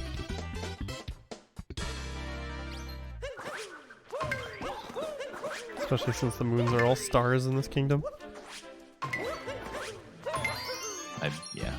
I pulled that platforming bit off pretty good. Those tiles are like very, very satisfying to get fast.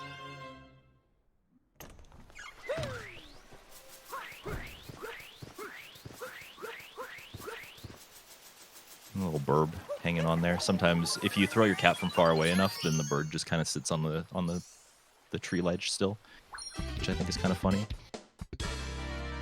Looks like the burb is nesting in the hat. With that Yeah, freeze frame, it's great. That was a good freeze frame on picking up the moon. I like it. Just a little burb. So what we just went through right there was those paintings we were kind of mentioning earlier. So to save time, we avoid using the Odyssey in this part of the run by going through those paintings. And they're in most kingdoms, and they pretty much go around in a chain from Mushroom to Snow and so on and so forth, all the way until you get back to Mushroom. So we're not going to be depositing moons into the Odyssey for this entire section of the run. Yes, because if we did, we'd have to sit through a cutscene where all of the moons go into the Odyssey. They power up the Odyssey, the balloon blows up, and then you fly off to the next kingdom. Obviously, all of that is exceptionally slow. So having this painting chain is extremely helpful to avoid losing time for that reason.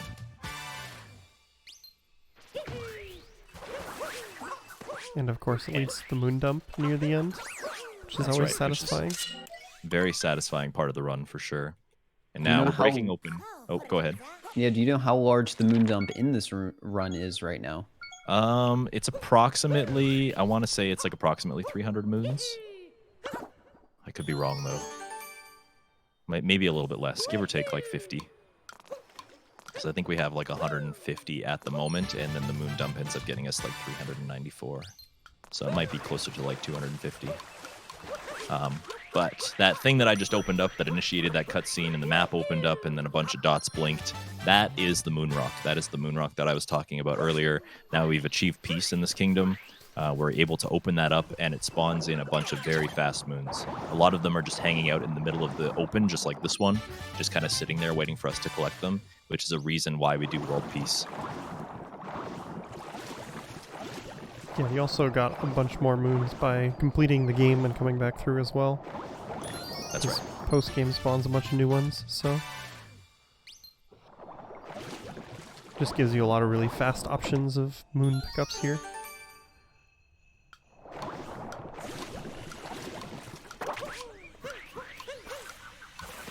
And so we're kind of just traversing this outside portion of Snow Kingdom right now. We're just like picking up as many moons as we can out here that are really fast. But like I said, there's a big chunk of this kingdom that we kind of just glazed over because of the clip that we did to clip into the wall and then into the racing portion. And so, oh heck, little dropped input action there. Gotta love that. That's all right. The movement was still clean. So as a result of that, we're going to go back into those rooms. And now that we've broke Moon Rock, we actually have more moons to collect in those rooms than had we gone in the first time, which is the reason that one of the reasons that we leave them for the end anyways.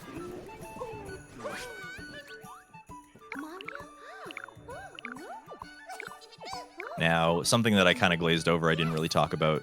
When we were in Mushroom, there was a toad standing on the bridge right in front of the castle. That toad basically initiates Peach's little adventure through the game, and Peach has a moon for us in every single kingdom that we visit.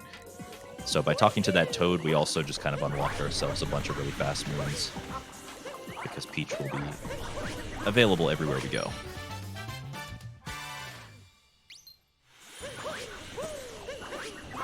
It's about time Peach took on a vacation for herself without, getting kidnapped or something. Exactly. There's some literature out there. It's like a, I don't even know what really to call it. It's like the history of Super Mario Odyssey, but in pictures. Maybe some of you have heard of this book, but it's basically just like the game developers showing some like concept art for the game and stuff like that, all wrapped up in like a nice hardcover book. There was some pictures in that book that demonstrated that Bowser might have also taken a journey like that at some point in the game's development, but they decided to scrap that idea.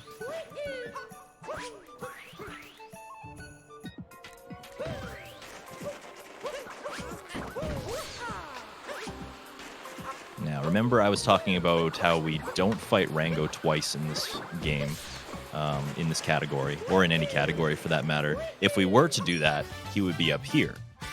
But because we broke the sequence, we kind of made the game really confused, and Rango turned into a tiny little mound of ice. So we're just going to go ahead and take care of that little problem. Well, I mean, if the hitboxes were nice. If the hitboxes were nice, we'd be able to. Did you just bounce off of him instead of hitting him? Basically, yeah. This game does that sometimes.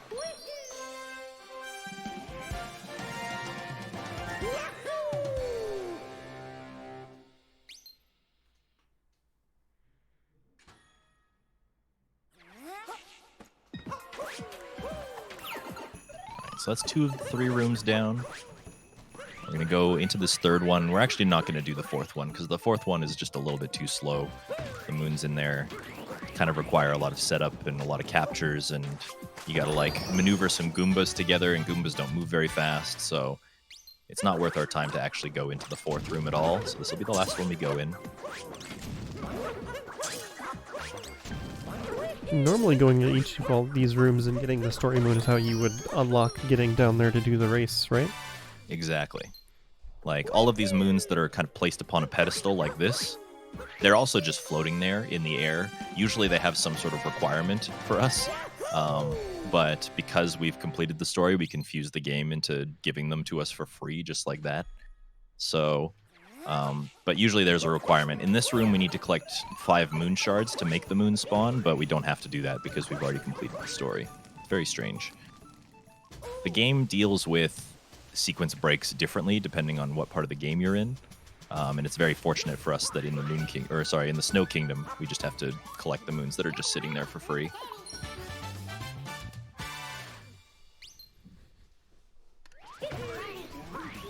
And now we're back in the Bound Bowl Arena. Just a couple quick moons for us to gather in this area.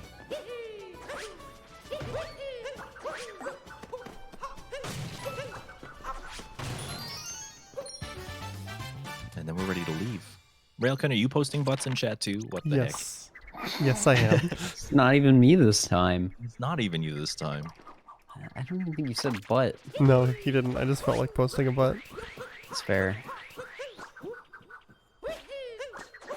All right. So the painting for this kingdom, to traverse to the next land, is actually on a ledge that requires a capture to get to. I'm going to try and skip that capture by doing a little trick. But Fur can attest. I was having a little bit of difficulty with this trick earlier. There we go. We're kind of abusing the game's mechanics in a way that I don't fully understand, but it allows us to vault up the wall instead of actually having to get up there the proper way. Some amusement going on in chat because someone was trying to convince chat you were going to do another Bound Bowl for them to get their guesses in. Yes. That's also kind of just a caveat of my stream. Sometimes I can catch people off guard and they'll get their guesses in. And then they don't win anything and they get kind of sad, but they should have been paying attention. Yeah, This goes to show how keen I am with DSS now. I actually barely, I missed the dino skip, the proper dino skip on the first go because I'm not used to it. Had to back it up a little bit, but that's all right. We made it up.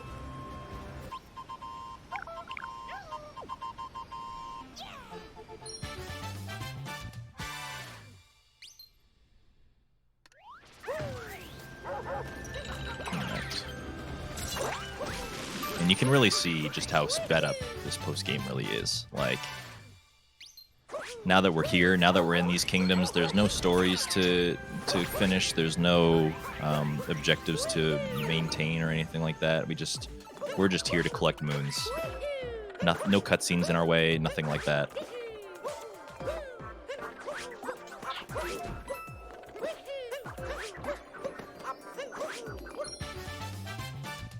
And honestly, the sub-areas are some of my favorite parts of this game because they're basically just like little individual levels. They remind me a lot of like the floodless levels in Super Mario Sunshine, where you're just traversing through the level.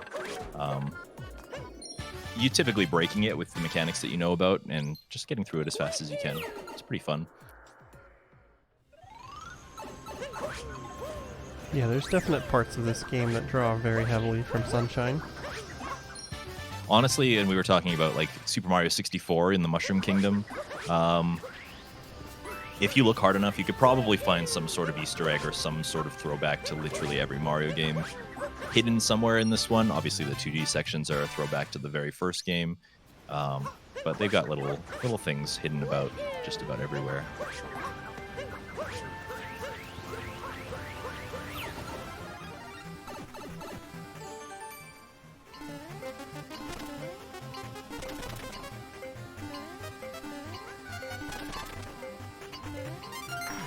Just doing some moon collecting here.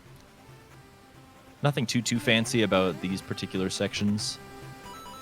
There is actually going to be a moon that's a little bit tricky. On the surface, it probably won't look like I'm doing anything quite difficult or quite wrong. It's just one of those things that like is deceptively difficult when you actually try it for yourself.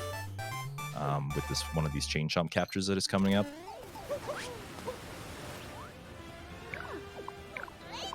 Maybe Fur, you can explain that a little bit. The chain chomp capture?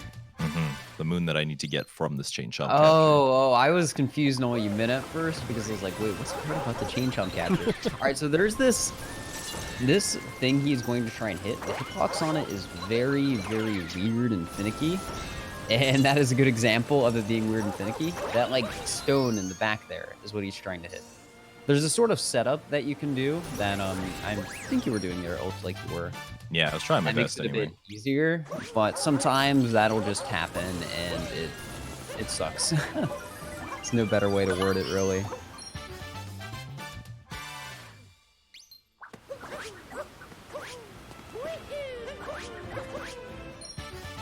But we made it work.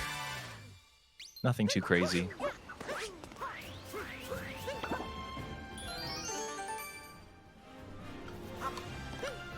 But yeah, this is honestly where the collectathon starts. As we get into the post game, we're just like we're zipping through this kingdom as fast as we possibly can, collecting moons along the way. And oh, go ahead. I was gonna say people in chat are talk a lot about the references and bringing up Donkey Kong, and you know there's New Donk City and Pauline are big ones for that. True, that is a very good point.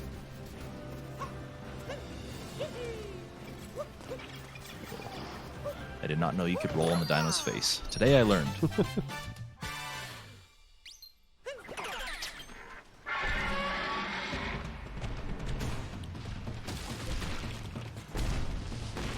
This boy is pretty helpful for us. If you have played this game before, that moon might be one of those moments where you're like, man, I wish I knew I could do that. The rolling rock moons in this game are moons that typically you have to like find the rolling rock, and then you, as Mario, you need to like pick it up and like throw it against a wall or ground pound it or something. You have to like hit it a bunch of times until it opens. It just so happens that you can also use a dino or another rock to just break it open in one hit rather than having to take 700 or however many it takes. It's not quite 700, I'm being dramatic, but it is a lot. And so there are ways to actually break those rocks open immediately rather than having to kick them around. So here's our little touristy friend as well. He's just chilling. He's in the Cascade Kingdom now. He would not be in the Cascade Kingdom if we had not spoken to him in Metro, so he's going along his path. Do we follow the entire path with him in Darker Side, or just part of it? We go as far as Mushroom Kingdom, which is his second to last stop. I guess the last stop would be back home in Sand. He gives you a moon as well. But that's as far as we go with him. It's Mushroom.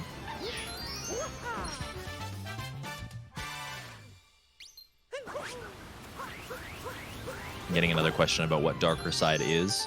So Darker Side is a kingdom in this game that is like a secret kingdom at the end of the game.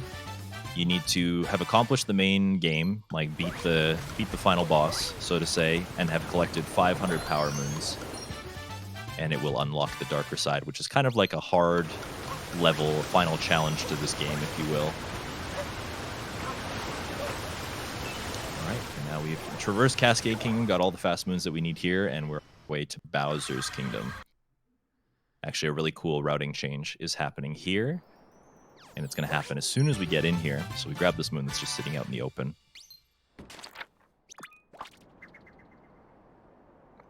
And this isn't going to look very special at first. We're just warping up to the top. We're just traversing our way over to this little treasure trove. But we found out that doing this is actually a little bit faster, because there's a moon that we can get that's like right by the moon rock that we can access from very close to this treasure trove. And that requires some kind of finicky maneuvering and flying through the sky.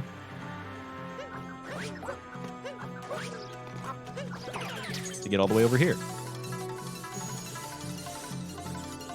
Honestly, one of my favorite strats is just like breaking the platforming of this game in a way that just, you know, obviously that was not anywhere close to intended, but it's kind of fun to do.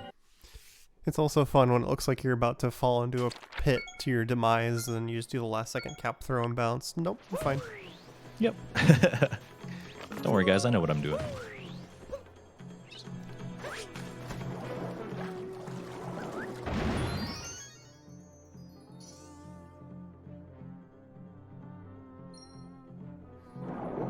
And if anybody's curious from watching some of the other longer categories, coin counts are a big thing in All Moons, for example. Went into the treasure trove, didn't pick up the coins just because, well, we just don't need as many coins in Darker Side. It's true. In this category, Toadette gives us an achievement for having collected 1,000 moons. Or sorry, not 1,000 moons, 1,000 coins, which is, you know, arguably a lot. For other Mario games, it might be a lot, but in this game, it's actually quite easy to stumble upon them, especially when you take advantage of things like Luigi hint arts. If you remember back in the Ruin fight, I ground pounded on a spot, and a little Luigi popped out of the ground. He just handed me 200 coins for free. That was something that kind of got soft patched into the game over time as the game was developing, and it was good for us because it gave us coins for free in some places, and made the All Moons category so that we didn't have to grind coins anywhere, which made it a much more approachable category. I imagine some people would not be nearly as interested in All Moons if you still had to like grind for several minutes worth of coins. Yeah, if it was still a lot of coin duping. Yes. 100%, on the other hand, still has that problem because in order to buy all of the coin outfits that are in the shops, you still need to grind coins, and you end up grinding coins for like 2 hours, which is not so fun. Oh my But goodness. that's why All Moons is a much more approachable category because you don't need all the outfits. And I know they spread that out throughout the run, but it's still just, that's 2 hours of coin grinding. Yeah.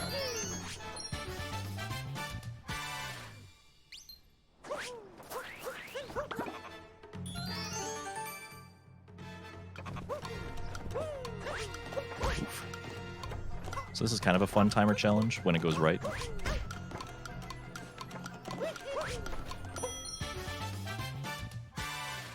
Somebody's asking how long 100% is. 100% in this game is, well, the world record is actually held by Fur, who is in the voice chat. That's you.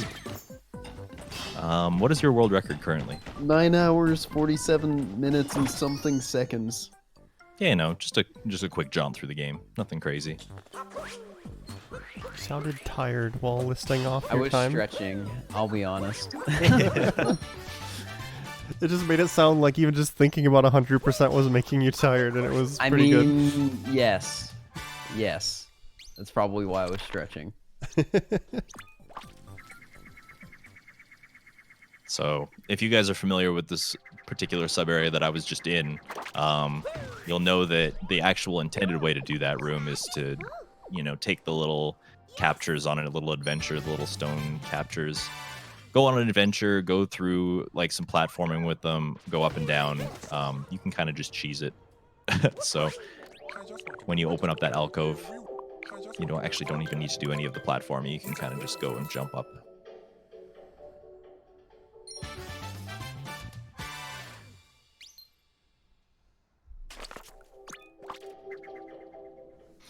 And you can really see in this kingdom that we're utilizing a lot of the setup that is happening. So I looked at a hint art in Bowser's Kingdom. This one actually doesn't become available to look at until the post-game, but it appears in sand, so we don't have to worry about that.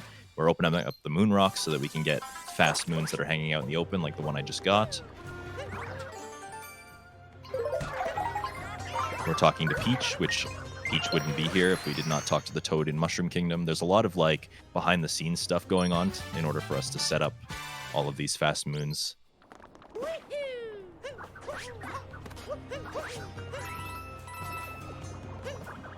There's a lot of burbs in this part of the run.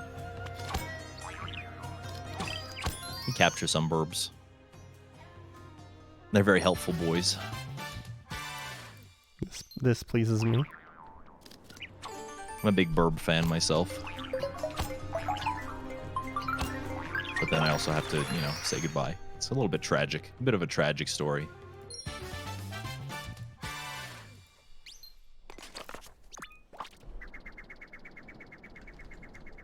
There's so many things you've been doing in this run where I'm just like, wait, no, because of how stuff is similar in all moons, but slightly different. Like you dropping the Pokio there, I'm like, wait, no, you need him for later. You need to get the other. You need to get the other Pokio moon. What are you doing, Dangers? Not in this category, you don't. All right, so that probably didn't make any sense what I just did. I'm actually kind of happy that I got to showcase that. But basically, there was a burb. He was sitting on top of a little ledge there. I got some bad RNG, and he saw me coming, so he flew away. But little known fact about those ones is if you enter first-person mode, then... Wait, where am I going? Forgot. Okay, here. If you enter first-person mode, then the bird respawns without any, like... without worrying about where Mario is. So you can just stand where the bird spawns, go into first-person mode, and capture the bird when he comes back. That's kind of the way that you back that up.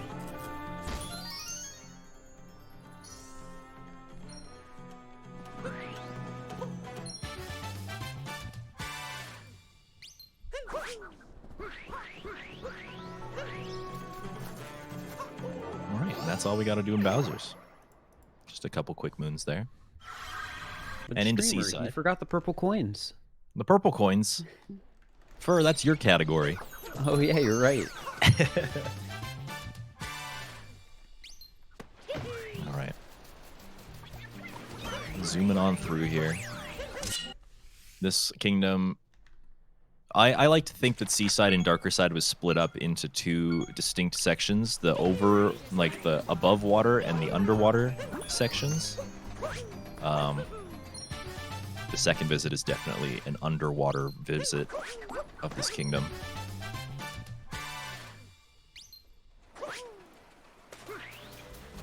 A lot of the fast moons in this kingdom are underwater and utilizing Cheep Cheeps a lot. But just a couple quick moons on the beach first. This kingdom has some of my favorite music in it as well. Very peaceful, very serene. If you had to pick a favorite music in this game, Oh boy, that's a hard one. This game, I mean, all Mario original soundtracks are just like legendary in their own right. People always really like the wooded theme, but I think Luncheon wins for me as well. I said Luncheon was my favorite, like aesthetically kingdom, but as the music also ties into it a lot. I like that when you're out and about in the Luncheon Kingdom, you get this like very jungly theme. Seems like very wild, even though the theme is food, which is like, I don't know, it's just a weird mix for me that really works. But then when you get into town, it's got this very like Parisian, very European, like village type of sound to it. But they blend together really nice. I don't know. I'm a big fan. Big fan.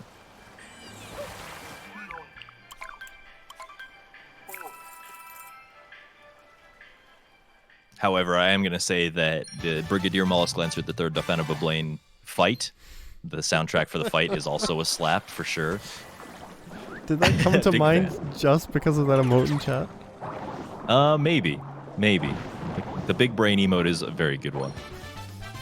But somebody also said 8-bit. Another little tidbit of this game that you probably have never seen and probably won't unless it's pointed out. But they did make an 8-bit version of the Brigadier Mollusk Lancer, the third Dauphin of Bablaine theme. And you can listen to it in the game, but only when you're fighting him. There's like a 2D maze that exists in the water, kind of by where the glass palace is in the middle.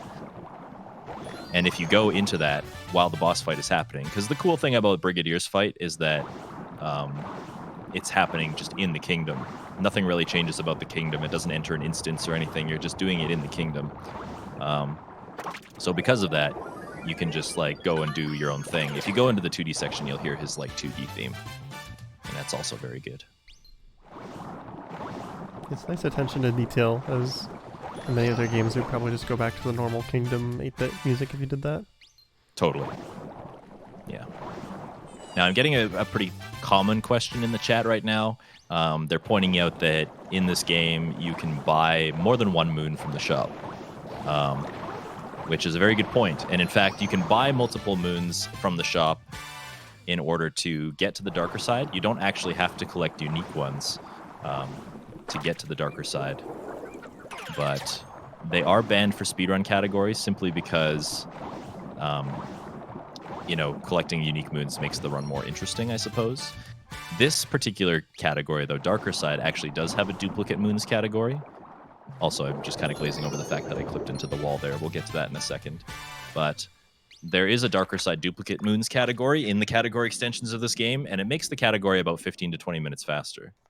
And you can buy duplicate moons in that. It becomes a little bit of a coin collectathon. But Fur, do you want to go over what the heck just happened with that fish? The clip there. Mm-hmm. What did I just do? So basically, in Seaside, since there isn't really just... Like, in some of the kingdoms, you'll have, like, a sort of drop surrounding the kingdom, so you can't really go beyond it. In Seaside, they don't really have that, so they have a wall, and that wall isn't quite a wall. It kind of just pushes you back over time as you're more like a force pushing field against it. Yeah.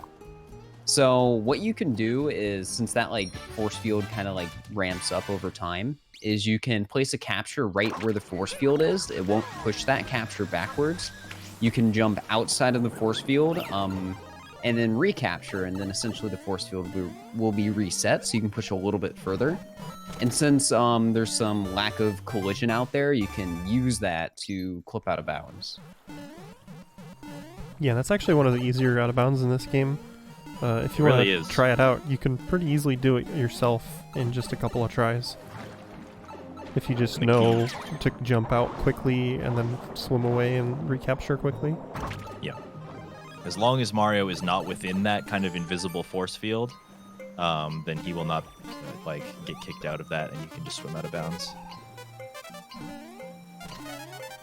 That was actually probably the cleanest I've ever done this little 2D section here. It doesn't usually go quite this well. That was really good. That was solid.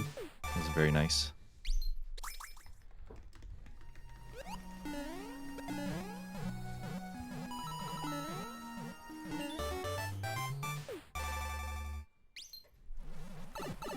All right. And so this is part of the underwater portion that I was talking about. We've already kind of done a little venturing, but I'm going to do some more. There's a lot of quick moons just kind of hiding about, and the Cheep Cheep makes underwater travel very fast.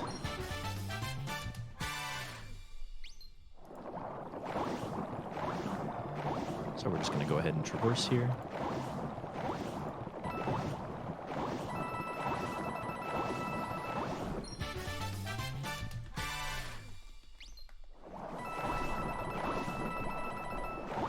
Now, coming up here, this Ely boy, you probably recognize him from Mario 64. I am purposefully pointing the camera down as I approach his little cubby hole.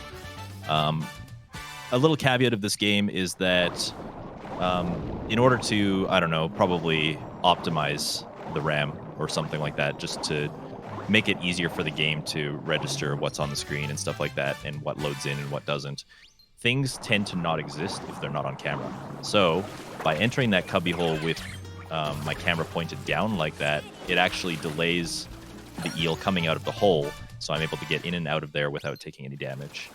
Whereas usually as you're approaching him, he kind of gets aggravated and you have to wait for him to move out of the way.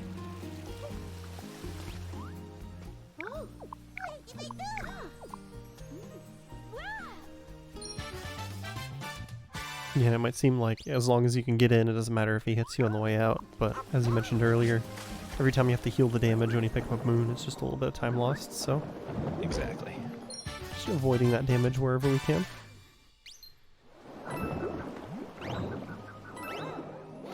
And now we're off to Wooded Kingdom. Just like that. Now, if you remember the All Moons showcase, we were spending... In some kingdoms, we were spending, like, upwards of 30 minutes in some kingdoms. Whereas this kingdom, or this category really does optimize as best as it can, and is only grabbing the absolute fastest moons from every single location. No moon is no moon is slower in the post game than 21 seconds, unless of course I mess it up. But that also makes all of the kingdoms revisits much faster. Now, if you remember me talking about Wooded before, we actually haven't achieved world peace here. World peace, the world is actually very chaotic here still. It's a very scary place to be. So the reason that we saved it for the post game is because the painting spit us out like right next to where the boss lives. And it's just a little bit of an optimization That saves us some time rather than having to climb all the way up the kingdom again in the first visit. We can just stop by the boss on our way through the paintings.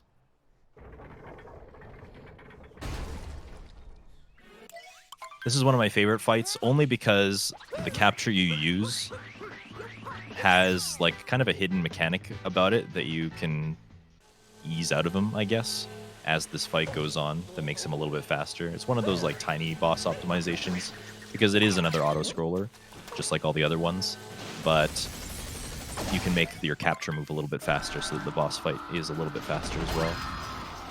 And I did get it right off the bat there. It's very good. So if you have played this game, you know that when you're in this capture, if you jump, he does like a little bit of a stutter.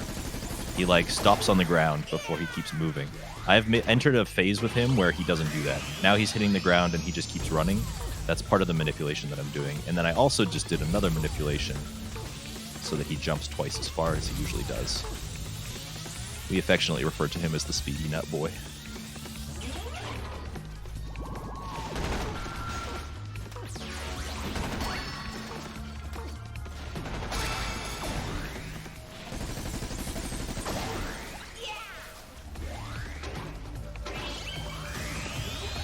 And we just kind of have to wait for his phases to go. But obviously speeding him up a little bit does save some time. Kind of like the Knucklotech fight, where just like one tiny little quirk of the fight saves maybe a couple seconds.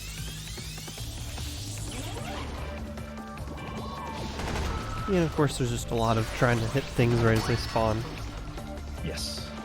Save as much frames as you can throughout the fight, even on the auto-scrollers. Exactly.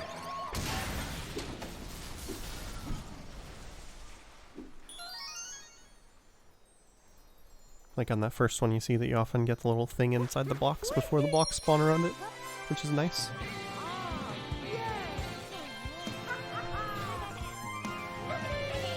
What's your favorite boss, Fur? My favorite boss, Mm-hmm. probably, probably Mecha Brutal. I like It's the that one most too. interesting one in the speedrun. So yeah, I'd say Mecha Brutal. Basically just like a platforming boss. Like if you're really good at executing Mario's movement, then like that, it's going to go really smooth and it's always very satisfying. It has been a little while since I mentioned it, but I'd just like to remind anyone who's tuned in that, of course, this is still the month of January, so any subs that you do to this channel will be going towards PCF because of the Awesome Games Done Quick. So if you got any of that Twitch Prime laying around, feel free to send that our way. Still supporting charity for the rest of the month here. Did somebody say Twitch Prime? Yeah, Twitch Prime. Twitch Prime? Did you know that if you have Twitch Prime, you get a free sub every month? Who would With the have thought? low price of free? You can't beat free. I see one.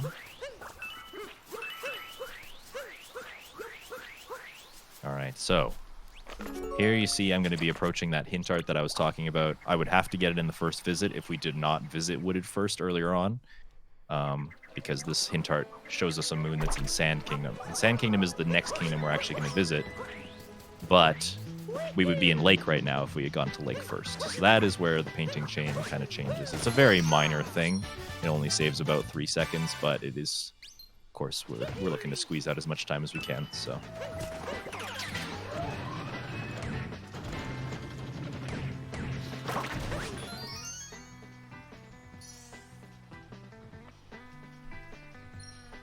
Look at that snipe.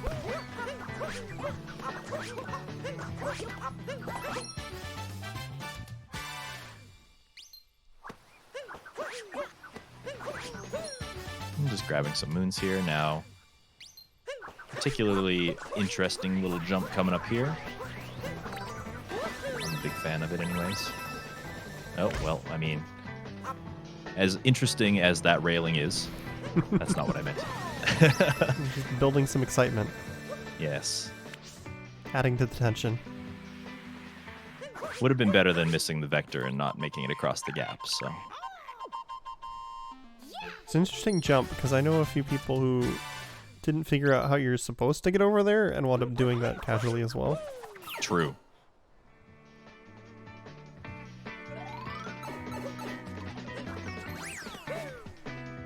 They just saw speed flowers, a ramp, and Captain Toad off in the distance. They're like, I can do this, right? Yeah, this ought to be realistic. And the truth is, you're actually supposed to get up to the observation deck at the very top of the kingdom by doing a little timer challenge puzzle. And then Glydon is chilling at the top of the kingdom waiting for you to use him to fly over there. That is the way that you're supposed to do it, but I don't know. I actually haven't seen that casual strat in a very long time, so...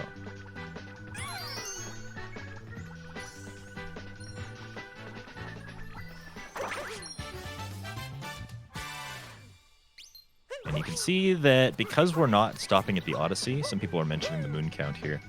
Because we're not stopping at the Odyssey, we're not dumping our moons into the Odyssey. So they're just building up and building up and building up. Like, we're not actually putting them anywhere. These are in our pocket, just building up over time. And, the counter is still going, which is kind of impressive. Like, a third of my screen is being covered up, and I can barely play the video game right now. But, the moons just keep climbing. We are getting pretty close to the point where it's just going to give us a little dotted circle instead of continuing to update, aren't we? Yeah, that is true. I think that happens somewhere in Sand Kingdom, which is kind of funny to me. When I first saw these speedruns, I was like, man, are they just going to continue to cover the screen or something? Like, is this just going to keep going on forever? But no, eventually when it gets close to the bottom, it just gives you a little ... I was hoping it'd be a situation like what can happen in some retro games where similar things happen and you can just overflow it and the whole screen starts glitching out. Yeah, you can see that with some Ocarina of Time stuff. This one, I think? Yes. So I'm actually going to need some bird emotes in the chat if you guys have them. The regular bird emoji will do just fine. But basically, now that I've warped, I've initiated a little bit of a cycle in this part of the kingdom. There is a bird. He's a very speedy lad. One of the speediest around. And we have him timed in this run to basically show up in a particular spot at a very particular time. But in order for me to get the bird where he is going to end up, I have to make sure that I play essentially flawlessly. There's a couple of seconds of leeway, but there's also a lot of really tricky and weird platforming, as you're seeing. I'm just jumping into the middle of the air for no reason. All of this stuff has to be done optimally for me to not miss out on catching this bird.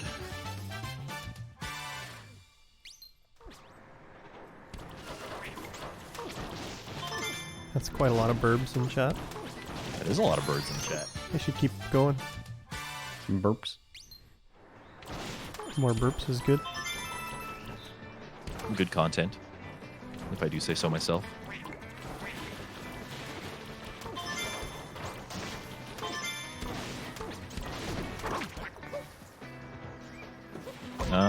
Okay, that bonk works. I don't know if I would have collected that moon shard if I didn't bonk, so... It's a really interesting freeze frame there. You always get kind of a funny one out of that cutscene. Usually Mario's nose is in a place that it doesn't naturally belong. Alright, so because I kind of messed up the movement on the timer challenge, I'm just going to wait for the bird to come. If you're fast enough, you can kind of catch him in midair as he's flying towards you, and that's obviously the optimal way to do it, but I'm just going to take it nice and safe.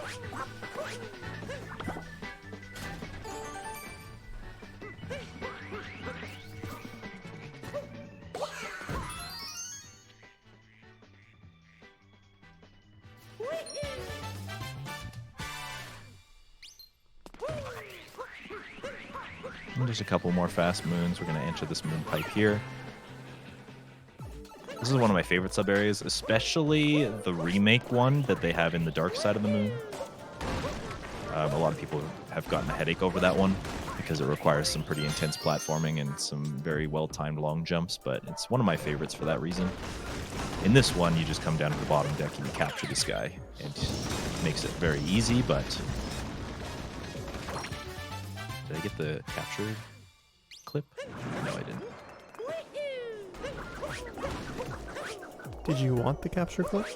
Yeah, so there's actually, Fur could probably explain it better because I feel like it's happened to him more than it's It happened has to me. happened to me a few times, but basically, there are some enemies in this game that when you uncapture them, you will just be put out of... Well, it's not really... There are some situations that if you put yourself in, when you uncapture an enemy, you'll be put out of bounds. And that is a place that can happen. It doesn't happen super duper often, just because of where the like it's really easy to explode the bullet bill before it can happen in that little corridor, but you can have it happen, and if you have it happen in here in Darker Side, it does save a little bit of time. Yeah, because you don't have to go all the way around the wall. I think it's happened to me like one time ever, but it would save a lot of time if I could skip through that wall instead of having to go all the way around the alcove. But yeah, and that's wooded, just like that, all finished up, ready to go. And into sand. And like I said, sand is one of my favorites to speedrun just because it's a very like vast open area. There's a lot of cool platforming techniques and like captures and stuff in this kingdom, especially the bullet bills. There's a lot of cool stuff you can do with the bullet bills. Someone in chat asks an interesting question on what's the maximum number of moons you could have at the same time in Mario's Pocket. And I'm thinking about that. And if you set up the painting chain correctly, you could just keep it going, right? Sure it's infinite because you can buy shop moons. Yeah. Yes. So it would be whatever value the game has stored internally that caps it, I'd assume. If there is anything like that. And if there is anything like that, it's probably 999. That's the amount It's that will not. display on the Odyssey, but you can probably collect It's more not than that. that. You can deposit more at a time, I'm pretty sure, and it'll keep going. I think you're right, because when we did max percent, we were depositing a lot of heckin' moons. Yeah.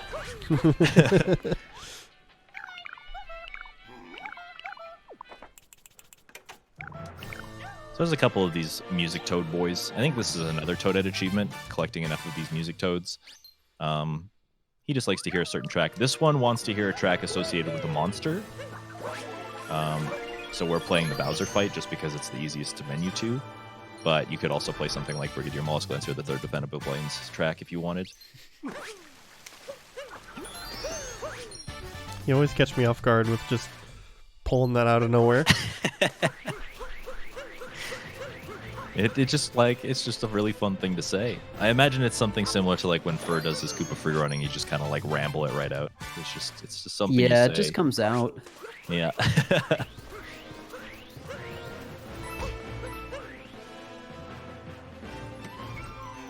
Alright, so now you can see as the moon thing is happening here, every time I'm collecting a moon, the screen is kind of jumping as if it's adding something to the counter, but the counter just says dots. And that's because we've hit our cap for what the screen can show, but we are obviously still collecting moons, so... Yeah, this is the point for people who are counting in chat. You better not lose count. Because there's no way to count on the screen anymore. Yep. Alright, now this particular part of the run is actually, there's more happening here than meets the eye. I can kind of try and explain it after it's happened, just to make sure that I do get it. We're obviously manipulating captures here. I did a crazy little jump with the Goomba to get across those platforms faster. We're going to be manipulating this bullet bill capture in a way, using him to break up some moons here.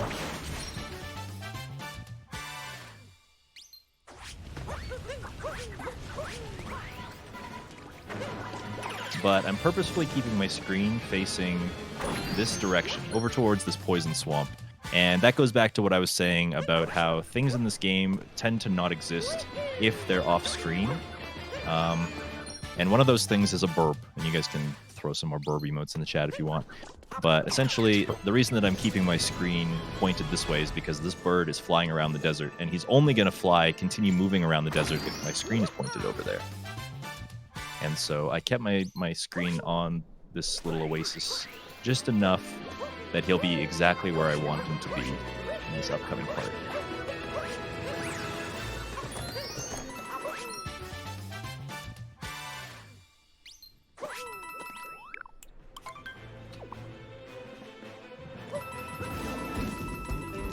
Let's see how he's flying like right in my path. I'm gonna stop by him here to make him spawn the moon, and then we're actually gonna do a little bit of a 3-for-1 here. Just a very cool little route optimization that basically makes it so that we can capture everything all at once as we do this timer challenge.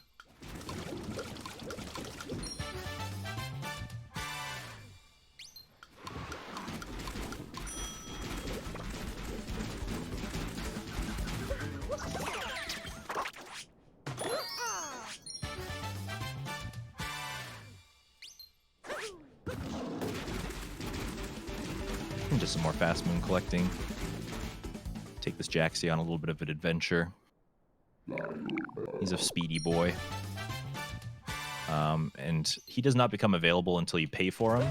And we had to do that very early in the game to just make sure that he was appearing at all of the closest little taxi spots available. We do have to call him a couple times, but that is something that you kind of have to keep in mind. You know, another element of like setting up for the post game is just buying the taxi so that you can use him later. Because if you forget, you have to find out where he spawns in. It can be frustrating. All right, not the worst RNG for that fish. I've seen much better, of course, but basically that fish, the way that the fish works in this game is he'll give you a he'll give you either a small rumble or a big rumble. You have to have your rumble features on for this to work, by the way. He'll either give you a small rumble or a big rumble. You're waiting for the big rumble, and it's a 50-50 shot whether he gives you the big one or the small one, any bite. Usually it's the first one. It's actually very rare that you'll have to wait more than like 3. But, and I'm sure Furt can attest to this as well, there have been some situations in the past where I've had to wait as many as like 13, and that's really frustrating. Yeah, that's always fun.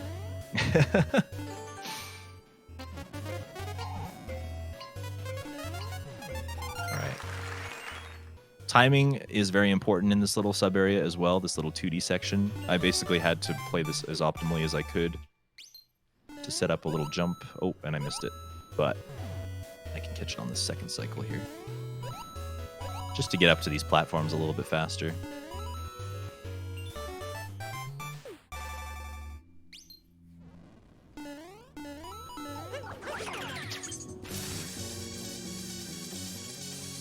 Oh, I almost missed. That would have been bad. All right. Oh my god. Just a little scary. Giving me a heckin' scare, Dangers. Yeah, you know, you got to do that with a really tight platforming game sometimes, you know? That's clearly just optimizing it, you know, saving frames. Exactly.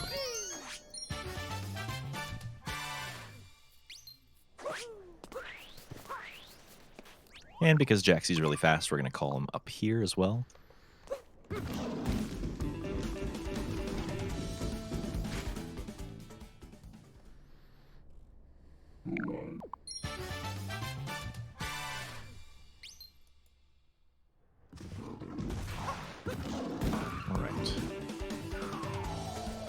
When I played through this casually, I did not know that you could just, you know, kamikaze off the edge of the pyramid with this boy, but he's pretty hardy. He takes it.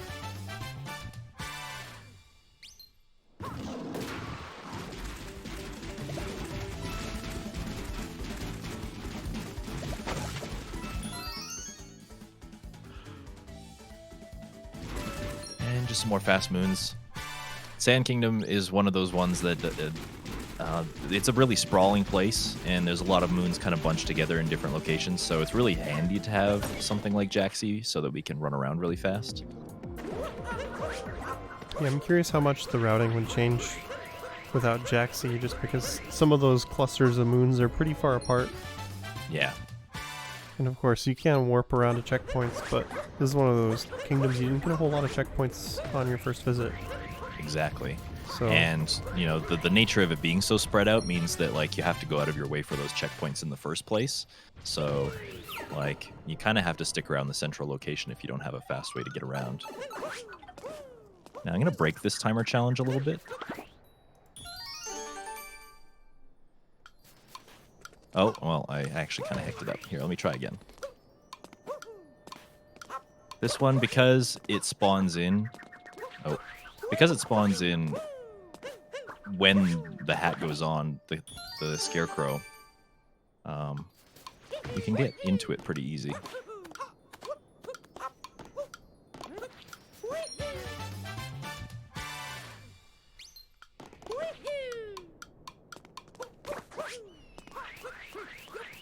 Alright. Also, a very convenient feature of this kingdom is that it's got like these zip lines just kind of placed around, so we don't have to worry about getting around too badly, because a lot of the main areas are connected by these zip lines too. Also, I hit the sheep. That's very good luck. That means we're going to get a world record today. Nice. Heck yeah. Pretty solid. Cool thing hit. about this run, no sheep. No sheep herding moons in this one. It's a shame. I know those are first favorite.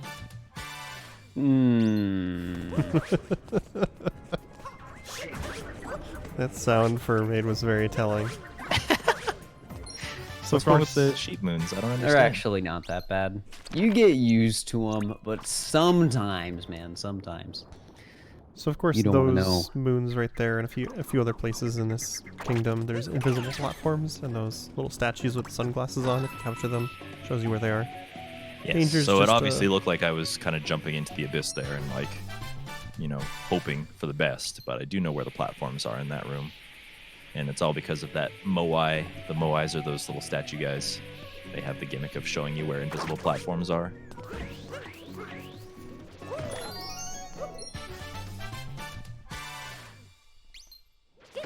Now, there's a lot going on here. That moon is obviously a different color because it was a hint art. That's the one that we looked at in Bowser's Kingdom. That's why it's colored the same way. The little cinnamon heart colored moons.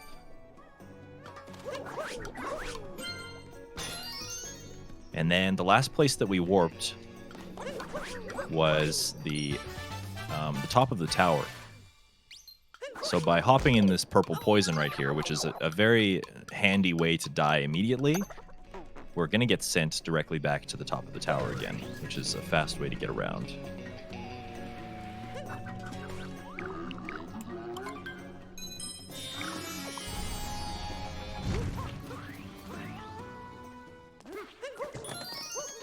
Now, we were talking about the dram strats. We're actually going to try and do another one here in the Sand Kingdom. A kind of a fancier one that was just recently discovered, or at least recently implemented. It's not officially in the Darker Side route yet. It's not my world record video, but I'm almost certain that this route is faster, so I thought I might want to showcase it and see if I can pull it off here.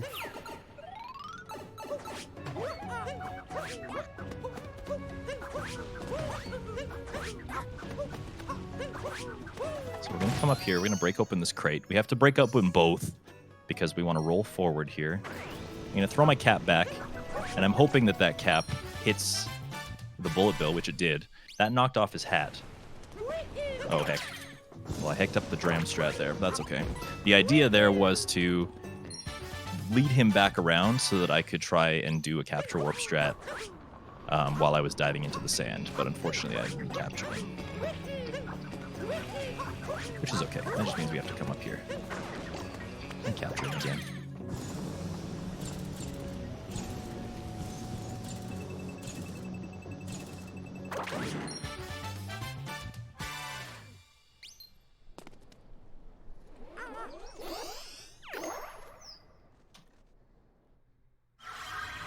All right.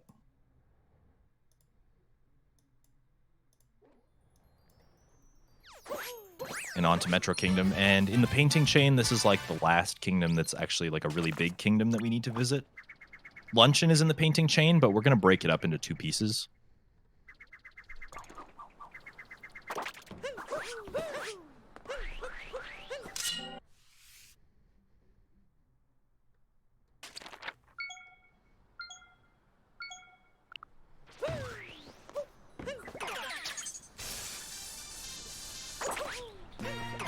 But certainly a fast kingdom nonetheless. And like I said, this is one of the kingdoms that in the early game we needed a lot of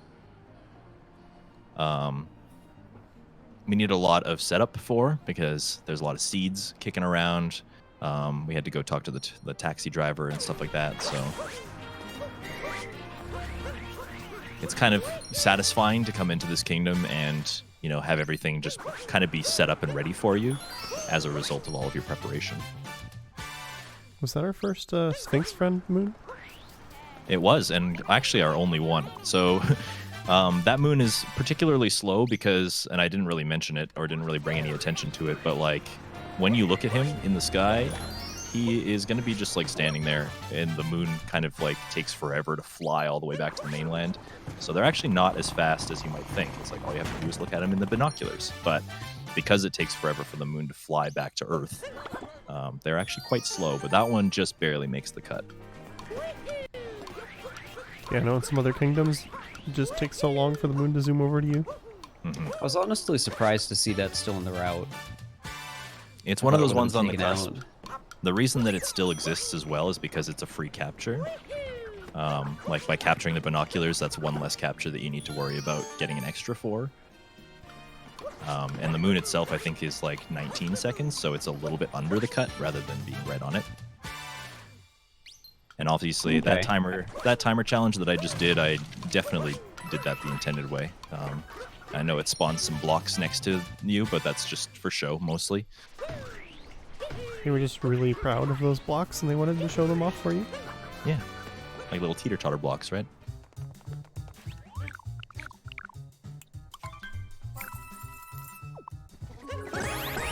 Now that is obviously the slots here.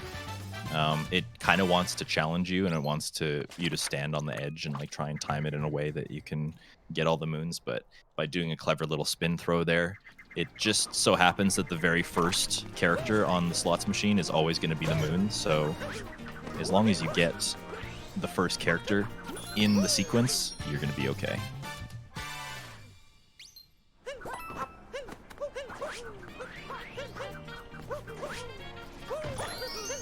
Here's another little tricky little dram strat. Basically just throwing Cappy out towards that little fork flick.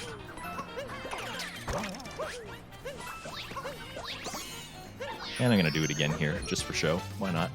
How many dram strats can one speedrunner fit into 2 minutes? Assuming the answer is a lot. Probably a lot. If you're really trying to optimize your dram strats.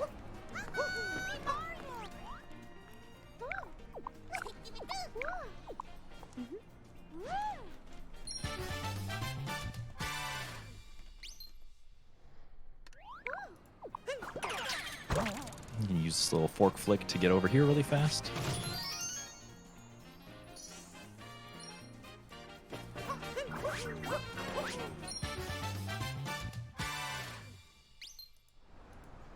And then in here. This is another sub area that's like really fast. It's actually featured in the any % route, but by coming in here after we've broken open the moon rock, there's a little bit of a surprise waiting for us right here. I mean, it looks like I'm talking to the guy himself, but it's actually his hat that I'm talking to that has a moon for me. There's a bunch of those in every kingdom if you see the little eyes on the back of their hat. That's right. They're called Hat and Seek, which I think is really cute. There's actually another one in Metro that I got earlier. This is the one in the Snow Kingdom where it's on their parka, and it's really cute. Yeah, exactly. Like one of their little like sweatshirts or whatever you want to call them.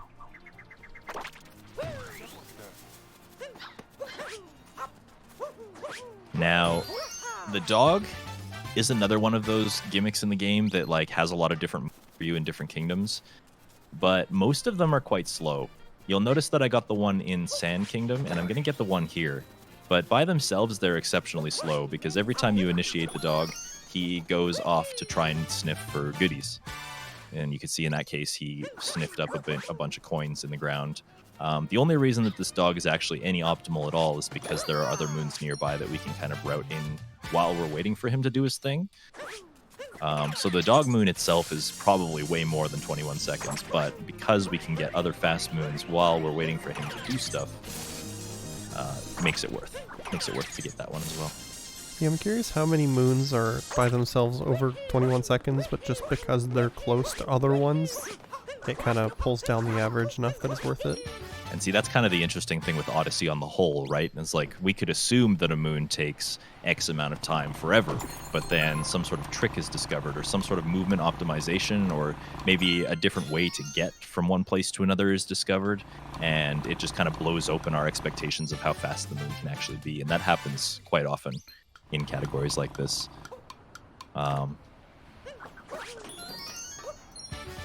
You know, and that can obviously change things for any percent, or it can change things for darker side. Now, we actually got the scooter right in this guy, and I hope that, okay. I hope that wasn't going to mess anything up. I think worst case scenario, if you just walk up to it and press Y, you can always get it. That's kind of what I tried to do there. I still question the point of putting a scooter parking spot on top of one of the giant buildings. And not only that, but 2 of the giant buildings. The other one just so happens to be a little bit too out of the way. Mm-hmm. That was a little bit spookier than I was anticipating it to be, but hey, we got to the top. Everything's fine. And here's another case of that, like discovering moons to be fast because they're conveniently located. You're gonna see the sequence of moons right here. These moons by themselves would probably not be fast enough, but the fact that they are with a little bit of some scary platforming, conveniently located within one another, it makes them fast together.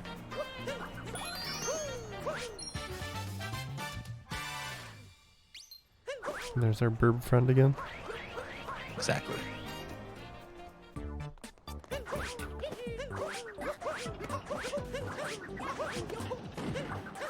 Now this is an any percent sub area, and it actually doesn't change at all from the any percent run, so the platforming in this is quite tricky, but also very cool to show off if I can manage to get it.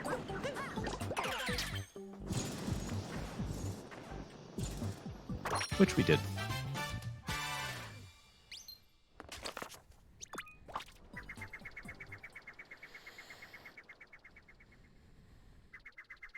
Someone in chat is asking about the secret kingdoms, if there's more than just dark or darker side, and I guess that would have to depend on if you would consider Mushroom a secret kingdom, given that opens up after you beat Bowser.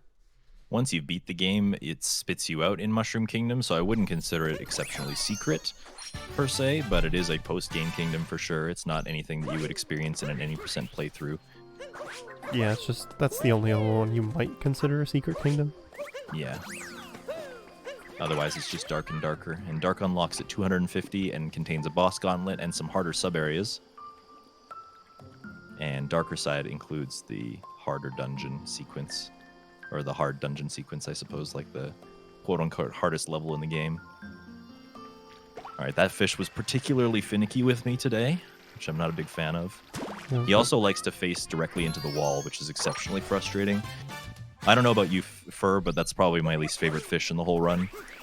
It's definitely annoying. I had my worst fishing experience on that moon. I think I lost over a minute just him ignoring my fishing rod and then I think nibbling 13 times. Yeah, see. So, yeah. If it takes over a minute for those moons, you're going to have a bad time. And there's also a small thing there that a lot of people probably didn't notice, but if the fish is towards, like, the back wall there, you can't actually completely reel him up until he's, like, outside of that wall. So it's going to take you longer to reel him in, depending on where he is when he bites. And he... honestly, I would say more than 50% of the time is like staring directly at the wall, and it's just not a fun time. All right, another burp. Burp. Okay, see if I can make this jump. Oh yeah, we're good. We're looking fine. Get this little Goomba lad over to his girlfriend.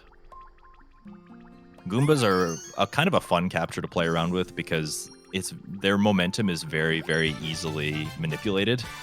If you jump onto a slope and then jump again, the Goombas can just go flying, and it's kind of fun. Now, Lake is probably my favorite, but also my least favorite kingdom when it comes to the post game. There's a lot of really fast moons in here, but there's also a lot of like really difficult sub areas. This is one of them. Basically, this one I'm on a very tight timer. I have to make sure that I get over to this platform in time.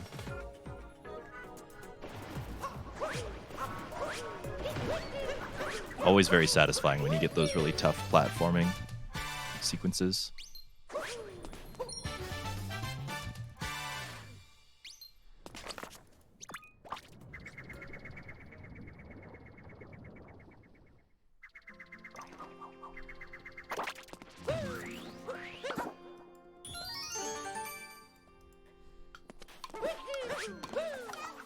That's always a really fun timer to show off as well. Just utilizing all of Mario's different jump mechanics. Spin jumps are technically not fast, but they let Mario jump rather high, relatively high, and also you can control them in midair very, very easily, so that's why we use them in situations like that.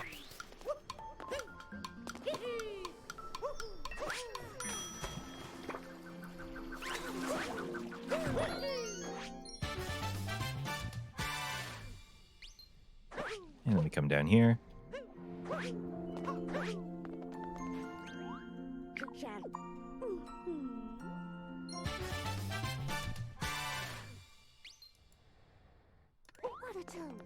And yeah, Lake Kingdom is such a small kingdom that it really is just about picking off all the fast moons that you can find within a given area. Technically, there would be a couple other moons that would fit within like the whole 20-second threshold, but setting them up tends to be the problem. Like, for example, we've been talking about hint arts. That Dark Side Kingdom that has the boss gauntlet, and when you beat the boss gauntlet, there's a secondary element to that kingdom. There's a bunch of like sub areas that could potentially be fast, but it also has a bunch of hint arts to look at. And those hint arts would obviously reveal the locations of moons. But unfortunately for us, in order to get those hint arts to activate, we need to beat the boss gauntlet. 5 bosses for 3 moons is not very efficient at all, so we have to rule that kind of stuff out. And a lot of people ask me questions like, was it really hard to route Darker Side? Shoutouts to some of the early pioneers of this category, like Spike Vegeta and Neo and Timpani and Bailey, for doing some of the work on like figuring out how to make this category fast. But it was actually a lot more intuitive than you would think, because even though there's 880 moons in the game, a lot of them could be ruled out because they're just obviously too slow. For example, the Koopa freerunning minigame, or any minigame in this game, has like a cutscene before and after it, so they're obviously going to be too slow. Like, a lot of the trial and error was actually quite easy to pick out. But then the rest of the routing was done basically around the Toadette achievements. Because if you can get a Toadette moon for 7.5 seconds, then getting moons that fit into that achievement is obviously a main goal that you're going to try and shoot for. And here's another really cool another really cool sub area, if I can manage to get the strats for it.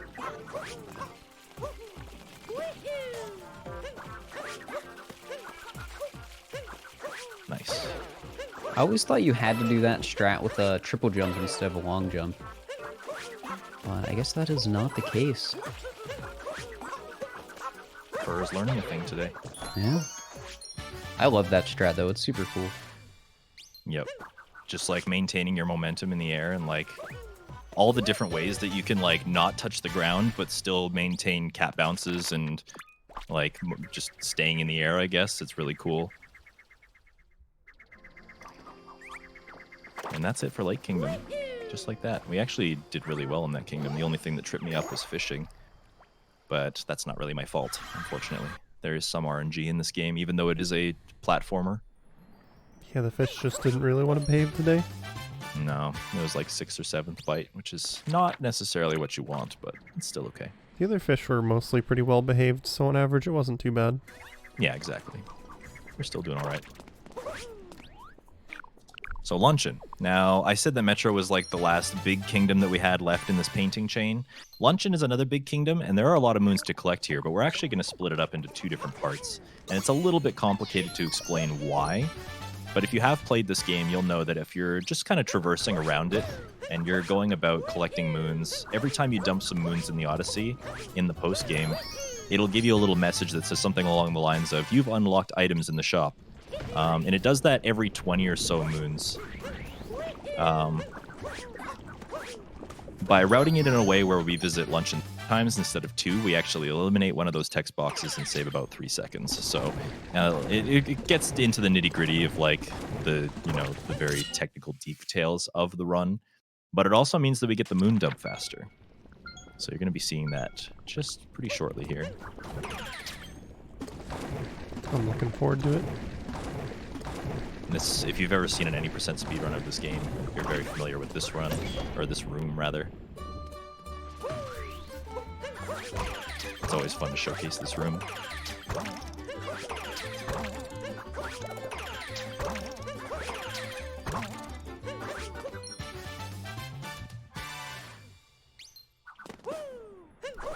That was nice and clean. Looked good. Very clean. The room really hasn't changed much in a while, but it still just holds up and looks great.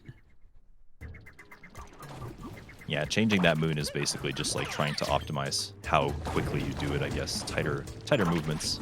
Yeah.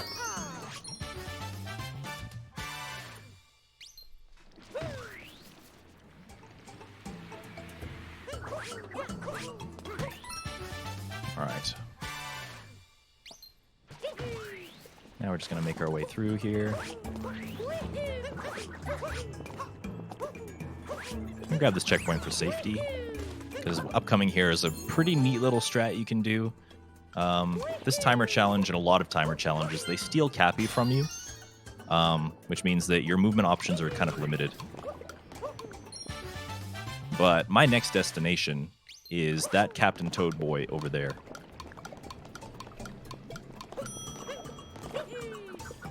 So by timing a triple jump in a specific way, I'm able to basically just avoid taking damage from the lava. Eliminates my ability to throw Cappy at all. I get Cappy back just in time, and I'm able to clear the jump across the lava. That just looks good when you get it. Yeah, very satisfying. Very scary. First time you see it, you're like, oh, he's gonna... But yeah, I'm fine. With Cappy I'm zooming fine, back at boys. you last second. Yeah. Oh, here we go. Moon dump. Here's the moon dump you all been waiting for.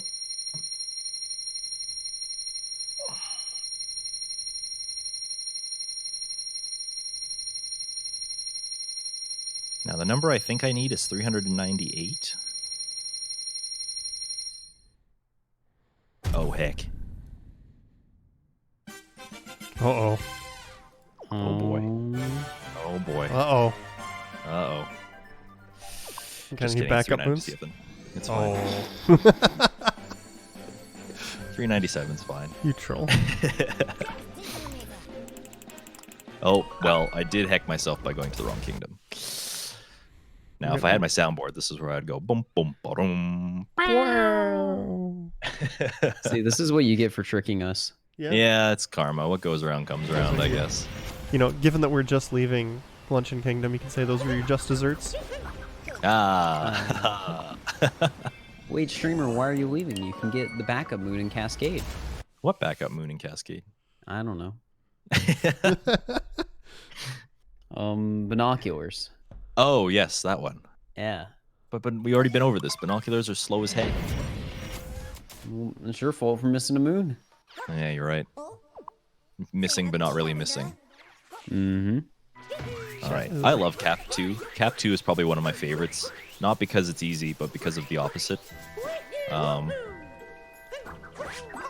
You know, I give a lot of praise to... Oh, yeah. There we go. See, this is what I mean. I give a lot of praise to this game for having, like, very unique ways of getting to places that you're not supposed to, and this is one of them. It's very, very difficult jumps. There's a lot of jumps that you do in this kingdom that are, like, way over death planes and stuff. But if you nail them, of course, they're very satisfying, so...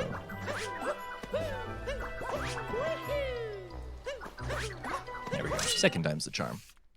At least that's what my father used to say. So, we've seen these questions pop up a little bit. We haven't talked about it too much. Asking about the difference between US and Japanese, and as opposed to other Mario games, it's pretty much just the language. It is the same game, you just change what display language it has. Yeah, so the Switch in general just has the distinction from classic consoles where there is no specific region version of the console. They're all worldwide. I mean, it'll obviously come with the AC adapter that is specific for your region, but the console itself is not region locked by any means. So a lot of games, if it's not the game, then it's the Switch console itself will allow you to choose the language. And in the case of this game, you go into the language settings and you can pick whatever language you want. Japanese just so happens to give you the fewest text boxes in between cutscenes. And in the any percent category, it saves you probably about 12 seconds. In longer categories, you're probably getting even more benefit. It really just depends. Though there has been some talks about maybe traditional Chinese being faster in certain areas of the game. Like if you've ever heard of the very famous like nipple percent category, which is basically just get Mario in his underwear as fast as possible. That category is actually faster in Chinese because you only play the first 3 kingdoms and you get one less text box in the first 3 kingdoms in Chinese versus Japanese. So it really just depends, but Japanese is kind of the king for this game. Yeah, there were a few different points where people were discussing different languages, but it seems like people have mostly settled on Japanese or they were talking about simplified Chinese at one point. Do you know if that got decided or not? Yeah, I think they were definitely talking about it for all moons, but it's kind of an undertaking.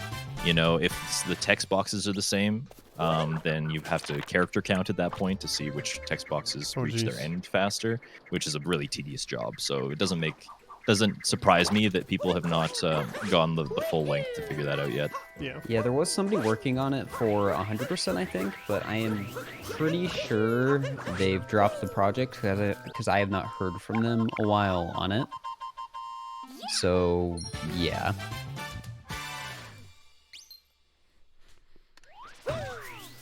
Right, now this looks kind of like I'm just, jumping to my doom, but there is a little glowing spot out in the wastes there. Using that death warp mechanic to come back up to the top of the level, and we're gonna need some more birds in chat actually, because this is another spot where we're on a very tight bird cycle.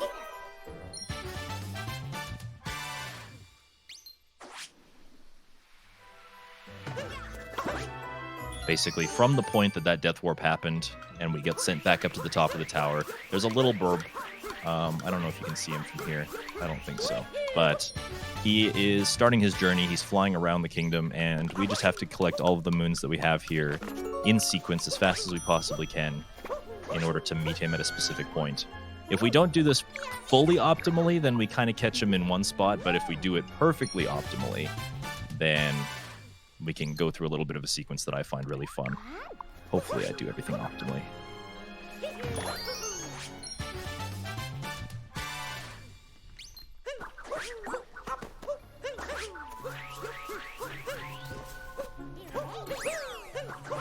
Honestly, that moon that I just had to jump up the wall for, that moon was probably the scariest in the sequence, so we should be okay.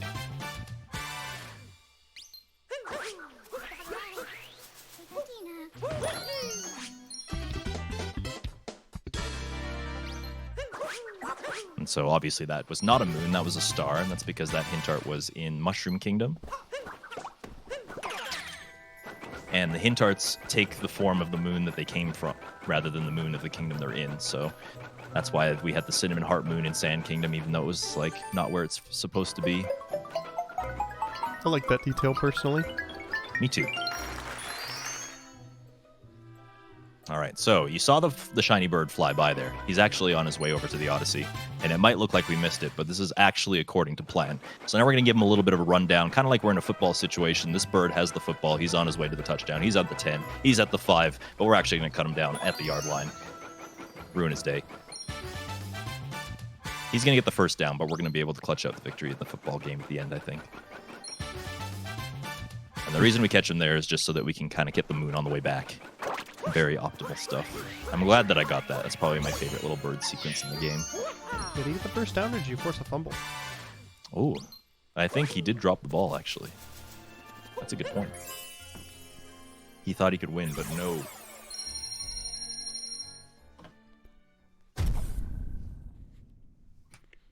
All right, and that's Cap Kingdom.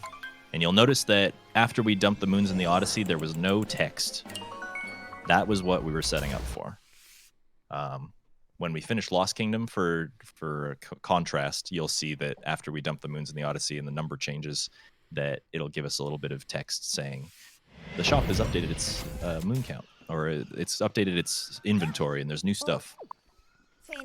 But by choosing to go to Luncheon 3 times, that's what we were avoiding in Cap Kingdom there.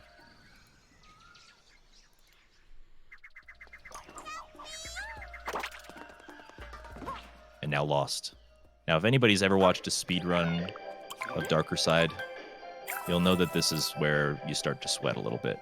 Cap Kingdom had its share of scary jumps, and it might have been like, 1 or 2 scary jumps over the void.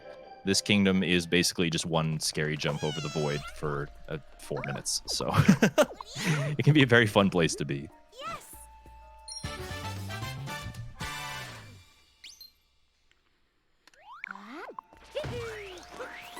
What's your favorite post-game kingdom for?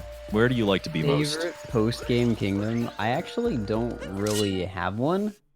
Though I will say, when I was originally learning all moons, Wooded Kingdom was one of the first kingdoms I started learning for post-game.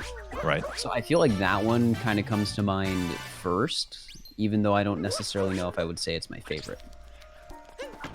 That is totally fair. I'm kind of in the camp that, like, I get kind of giddy about the kingdoms that are difficult to do. Like, as much as they might kill my run, it's very satisfying to pull off some of the complicated tech and stuff that is in those hard kingdoms. So Cap 2 and Lost 2 are some of my favorites as a result of that, which is kind of masochistic, but I mean...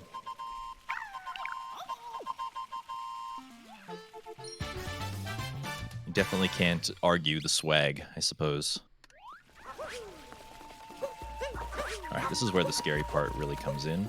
We're going to be spending a lot of time just hanging over this poison swamp, and the intended way to get these moon shards is to capture one of these wiggly boys and just kind of maneuver your way over the swamp with him, which is a lot safer, but we don't have time for that.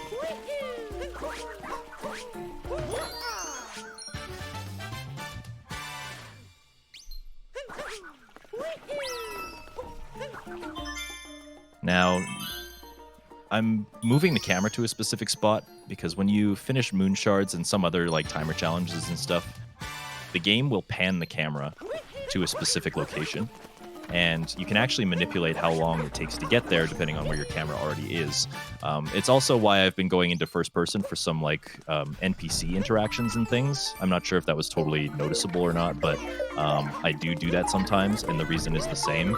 If you go into first person, sometimes the camera will, instead of like panning to where it needs to be, it'll snap in place. And those optimizations are typically like, half a second at most, but they mean something. Usually, if you have played this game, that rabbit is very frustrating to catch because you kind of have to play with the shape of the propeller pillar. But it just so happens that because I've timed myself so well in this kingdom, I'm able to get him with no problems. Just a long jump into him.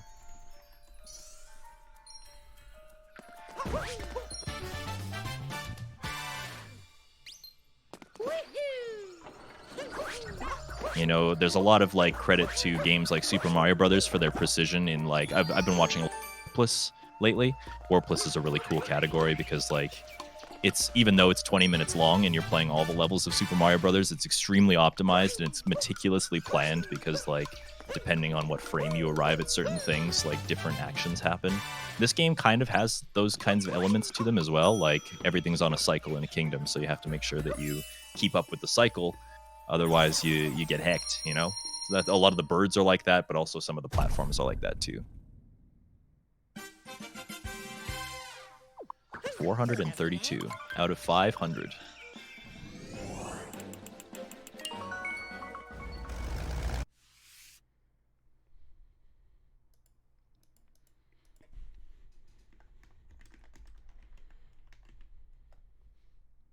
And now, like I said, we are going to revisit the moon. And the moon is a very slow kingdom to get extra moons in because of the physics. But there's a lot of setup happening here. First of all, the taxi driver makes a visit here. I don't know how he got here. Probably the same way the Sphinx flies through the air, actually. Let's be real. Probably the same physics, if I had to guess. That moon is a hint art that we looked at in Cap, so also a little bit of setup.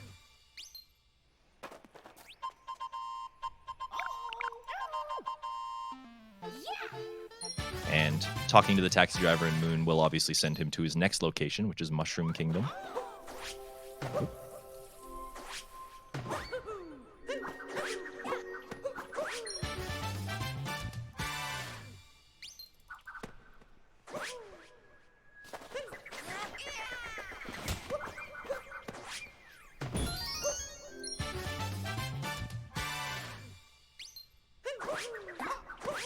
I think one of the slowest moons in the game is in this kingdom.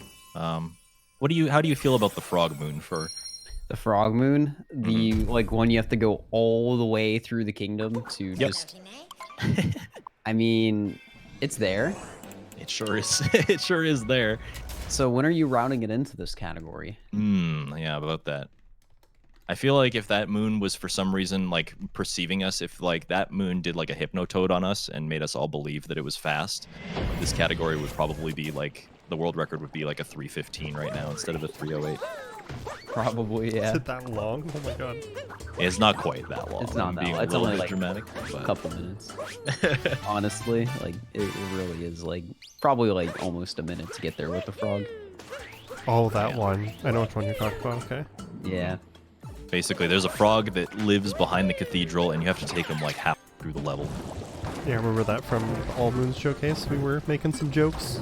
All right, now this moon is a particularly scary setup. I'm leaving my Podoboo friend there so that I can recapture him and just continue along.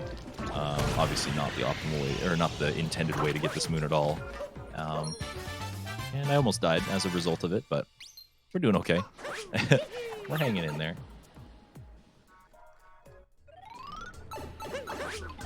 And now I also get the question a lot, like, why visit Luncheon 3 times? Like, why do we have to visit any kingdom 3 times? It just so happens that that's the way that the routing works. We have to make a stop back into Mushroom Kingdom to get all the Toadette moons. That's just a thing, because the Toadette moons are obviously really fast, and we can't get the Toadette moons in the first visit because we haven't done anything yet. The painting chain finishes in the Mushroom Kingdom, so why not just do Luncheon 2, go through the painting to Mushroom 3, and it all just comes down to that text box that I was talking about. Mostly that.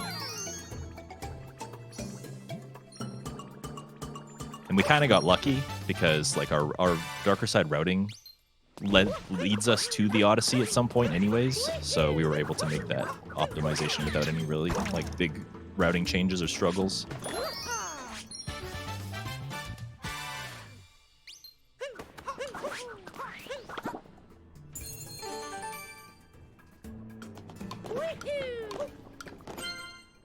We're gonna have to get our sour pleases ready. Ooh, I know what's coming up.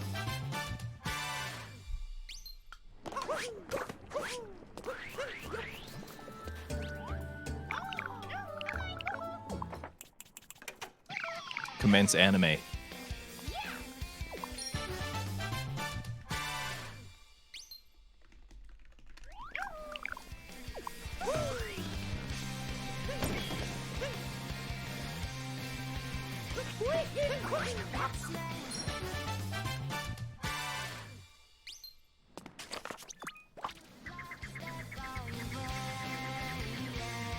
And I don't remember what that toad is specifically asking for when it comes to tracks, but all I know is that we can give him this escape sequence music, and he's totally down with it.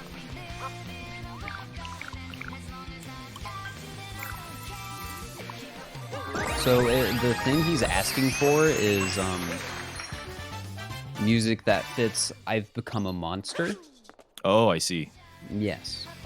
That's actually why you can play the normal version of that song, but things like the Japanese version do not work because you don't get the Japanese version from like a part in the game where you become a monster. You just get it from a radio. Right. And you know, the funny thing is, it's kind of a meme in Super Mario Odyssey speedrunning. The actual fastest menu option that you can choose is the Dino Music and Cascade, because it's number, I think, 4 on the list. So scrolling down 3 times versus like scrolling the screen up once and then panning it 3 times. Obviously, scrolling down 3 times is faster, but because we play the anime song, if everybody just chooses it, it's a very minor time loss, and it's way better. It's just way better.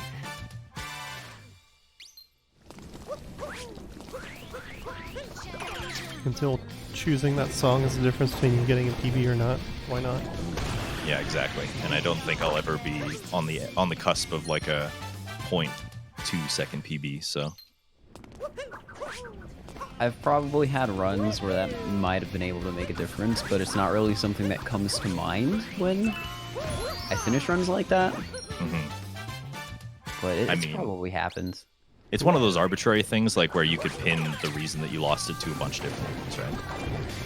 Yeah, but that would be, in this case, it would be like free time save. But here's the question. Would you want a PB that doesn't do that? No. Absolutely not. There you go. Wouldn't be happy with that.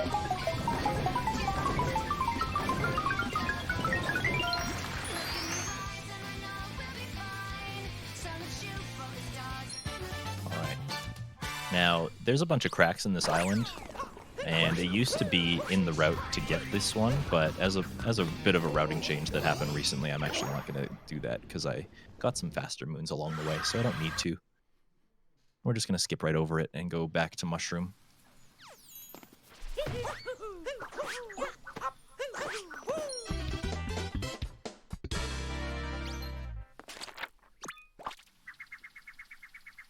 And now that we're here, obviously, we're going to be able to take effect of all of the setup that we've done. Like, this is the grand finale as far as, like, cleanup is concerned. Talking to this music toad is going to be really easy for us because we collected an 8-bit music track in Cascade, whereas if we had talked to this toad earlier, we'd have to choose one further down the list. So just, like, minor optimizations like that are all going to come into play here. This taxi driver would not be here if we did not chase him all the way around the kingdoms. So it's kind of cool that he's just sitting here waiting for us.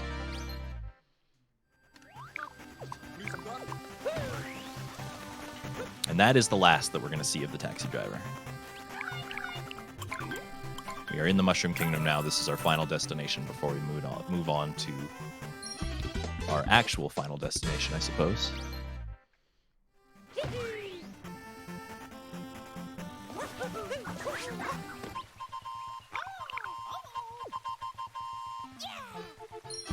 I get a lot of questions about this category's future, and obviously people like to ask about massive time barriers. The one I get asked about a lot is sub 3. Do I think sub 3 will ever happen in this category? My answer to that is always yes, because speedrunning is that way, you know? Like, I don't think saying no is a very smart thing to do, because you never know what the future of this category is going to hold.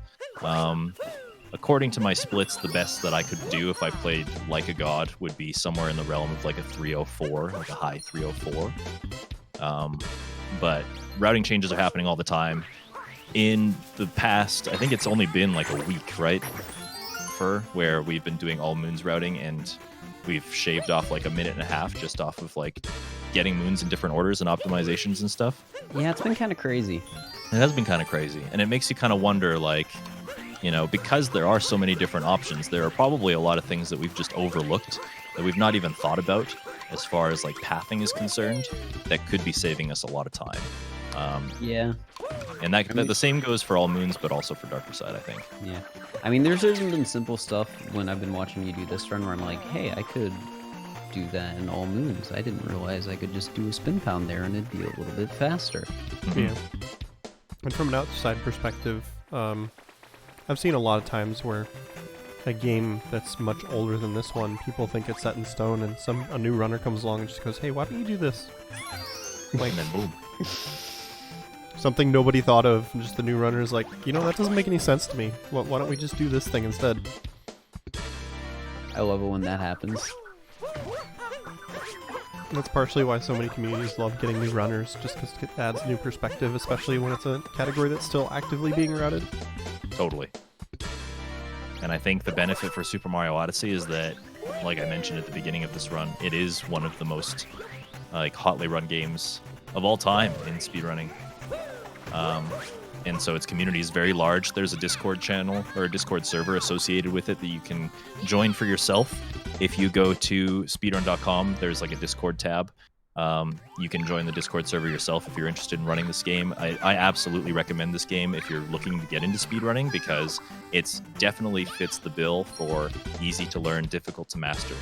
Like, you're obviously seeing me use a lot of technical tricks and stuff based on Mario's movement, but, you know, a beginning speedrun of this game does not need to look like that at all. I think that anybody who has even just like a desire to play a platforming game and, you know, maybe a couple hours in an afternoon could probably beat this game to, you know, its natural conclusion in one sitting if they wanted. Like, you know, the first run for a lot of people tends to be like 2 to 3 hours. So that's really not that bad at all.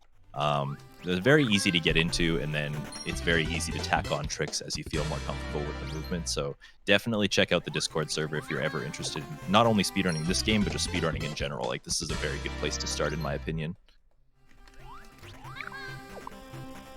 And if you might have noticed, we're here talking to our good friend Toadette, which is a very difficult part of the run. It really is a difficult part of the run. It doesn't look that way, but trust me, these inputs are precise. I could be saving like 1 frame over what people thought was possible every time I do this. Anyways, in the Lost Kingdom, I was talking a little bit about going into first person to initiate certain dialogues with NPCs. That is why the camera keeps zooming in every single time I talk to Toadette, is because you'll notice that after the zoom in, the camera immediately snaps to a location. Every time I do that, it's saving about 0.2 seconds. I'll do one where I don't do that, and you'll see what I mean. See how the camera, like, not very slowly, but it panned to the place it needed to be rather than snapping? That lost me 0.2 seconds. So we have to talk to her 31 times. Those 0.2 seconds add up pretty quick.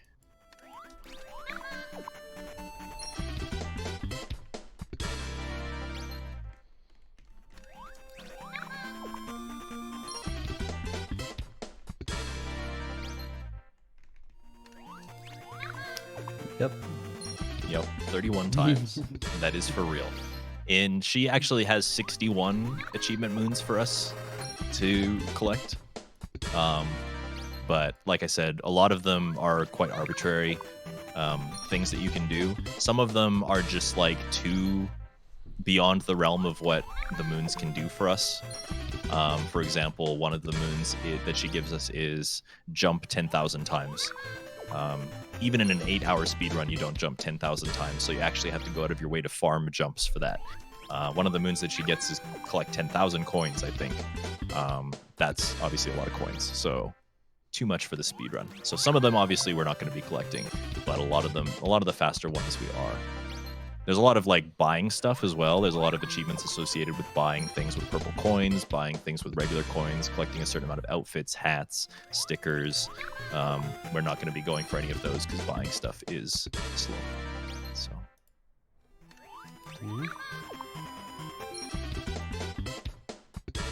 I don't know how long it takes to do this in Darker Side, but in All Moons it takes like 7 minutes. Mm-hmm. So it's about probably 3.5. 3.5, yeah. The moon total that we need on our little counter in the top left of the screen here needs to read 63, which it does now. So we can finally leave. We're free! We are free. If we were doing all moons, we'd still be here for double that time.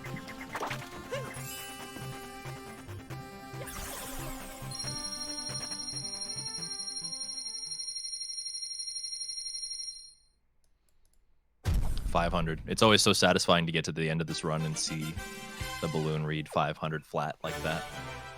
Fur, are you posting butts in the chat again? 500. Nope. That's a lie. You actually posted 2. You didn't even post 1 this time.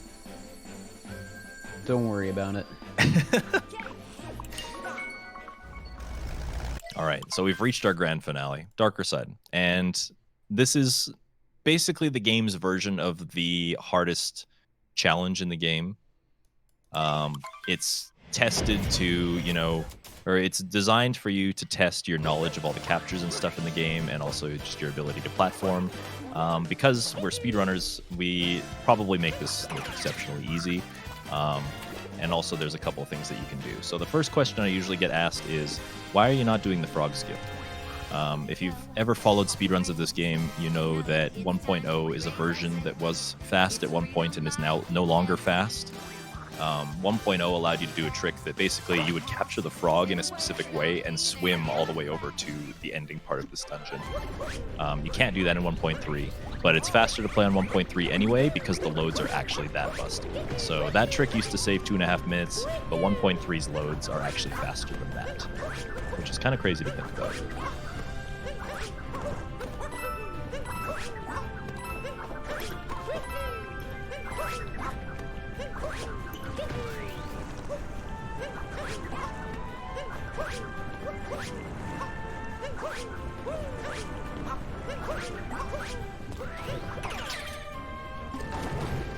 How would you say you typically feel going into Darker Side on like the average run, especially if it's world record pace? Because like I know from personal experience, the level itself usually doesn't feel too hard, but just the implications of it being a gauntlet level at the very end of a run. So if you mess up, you lose like minutes. How does that like make you like, I guess, feel? Honestly, it's the same feeling that you get when you're doing an any percent run. Get to Robo Brutal the first time, or like, you know, it's basically the final hard thing that you have to do to finish the run. So especially if you're on world record pace, it doesn't matter how easy you think it is. It doesn't matter if you put like 8 hours of practice into the level before you started doing runs that day. The tensions are always going to be really high. I know a lot of speedrunners talk about what it feels like to be on world record pace and like how it's not really an explainable feeling. It definitely isn't an explainable feeling. Like, I don't really understand if I could use words to describe what it feels like to be on world record pace in a speedrun. Maybe like athletes could describe it if they like achieved some sort of like monumental world record thing or like won the Stanley Cup or I don't know, something like that. But it like I can only imagine the feeling is kind of the same. The adrenaline is like a very big rush. You obviously don't want to get too nervous. You try and keep your nerves under wrap. But you just kind of hope for the best, you know? You kind of hope that you have the perfect balance of nerves and adrenaline to just like not completely screw the whole thing up, but at the same time, you know, it's a very exciting feeling. I'm sure you could probably say the same about yourself for like when you get into that like the harder Bowser fight at the end of an All Moons run. Like that's not difficult at all, but like you know what pace you're on, right? Yes, exactly. I mean, the classic example is the Bowser throws in Super Mario 64. Oh, totally. Now, granted, I would actually like mad props to them for being able to pull that off, because like when you're spinning Bowser that fast, you have basically a 2-frame window to get the throws to hit in the first place, so that actually is a challenge, whereas this, I would argue, is not really. Now, if you've played this casually, you know that there's still a lot of dungeon to be had. Down there's some tornadoes that are blowing around, and they want me to, you know, fly glide on through those. And then a little further along, you've got those little fork flick boys. They're cute, and they're just kind of hanging out. And then there's a pipe there, and the pipe takes you to some more challenging platform stuff. And then past the pipe, you can see that painting over there, and it's got Bowser's face in it. And while I've been doing this whole explanation, I'm kind of just flying over the top of it and not paying attention to any of it at all. And that's because this is Glide on Skip, and we just saved probably about 3 minutes by just ignoring the fact that the rest of this dungeon exists. You know, it's interesting, because when you were talking about frog skip and how that used to be a thing, a lot of runners used to not do frog skip, like just because it kind of killed the point of doing Darker Side. Yep. But with Glide on Skip, you still do about half of Darker Side, and then you just skip the end, so it's kind of a nice compromise. Yeah, totally. Like, you're not doing the whole dungeon. You're still doing some of it, at least, which I guess makes it feel worthwhile. But, yeah, you're not skipping the whole thing. You could say that, like, the amount of time that Frog Skip saves on the whole would be somewhere in the ballpark of, like, 6 or 7 minutes if you were to do the dungeon normally. But, yeah, there's just so happens that there's another skip built directly into the dungeon itself, where you can just fly over all of it. This dungeon was developed for us to, you know, test our skills in our mastery of the captures, and I think we mastered Glide On pretty well there, so. And then this is the final little thing. It's like a little thank you from the game for the journey that you've been on, and Cappy kind of tells you that he's so happy to have you as a friend, and You know, a tear comes to your eye as you climb up, but we don't actually get all the dialogue because we just jump up the tower. So That's time, right?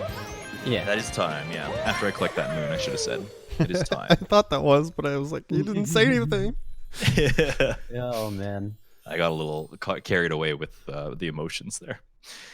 But my timer reads 3:11:30, which, you know, not terrible considering some of the deaths in the early game. You know, there's only I'm the only person on the leaderboards who's achieved a sub 310 so far. So there's a lot of room for this category to improve. And like I said, any percent is kind of seen a little bit of a drop off because of some harder tricks. So some of the runners that have focused on any percent are actually focusing on this category, and it makes me very happy because there's definitely a lot of work to be done here. And I think that, you know, I think it's a fun category. It's a good way to pay homage to Super Mario Odyssey because you do see a lot of the game. It's definitely worth it to try out. For sure. It is a great speedrun. I would heavily recommend you guys try and pick it up if you're interested in starting to speedrun. Yeah, and like I said earlier, there's a lot of good resources for Super Mario Odyssey if you're looking to get into it. Discord's pretty good. There's some stuff that's linked on the leaderboards as well. It's generally a pretty good community if you want to get into it. Yeah, an exceptional community. This Discord server itself probably has like tens of thousands of people in it, which is actually insane for a speedrunning community. So shout outs to everybody who has put work into this game for making it what it is now in all of the categories all across the board. People who have optimized movement and figured out all the crazy things that you can do, and obviously all the work that gets put into routing. Like, you know, a lot of games, the credit doesn't really go to the routers, but it really should, because, you know, executing is one thing, but figuring out how it works on a really deep level is another thing. So, you know, Neo, I'd like to give a specific shout out to Neo. He's second on the leaderboards at this moment for this category, but he's done a lot of very good work in routing this category and making it what it is today.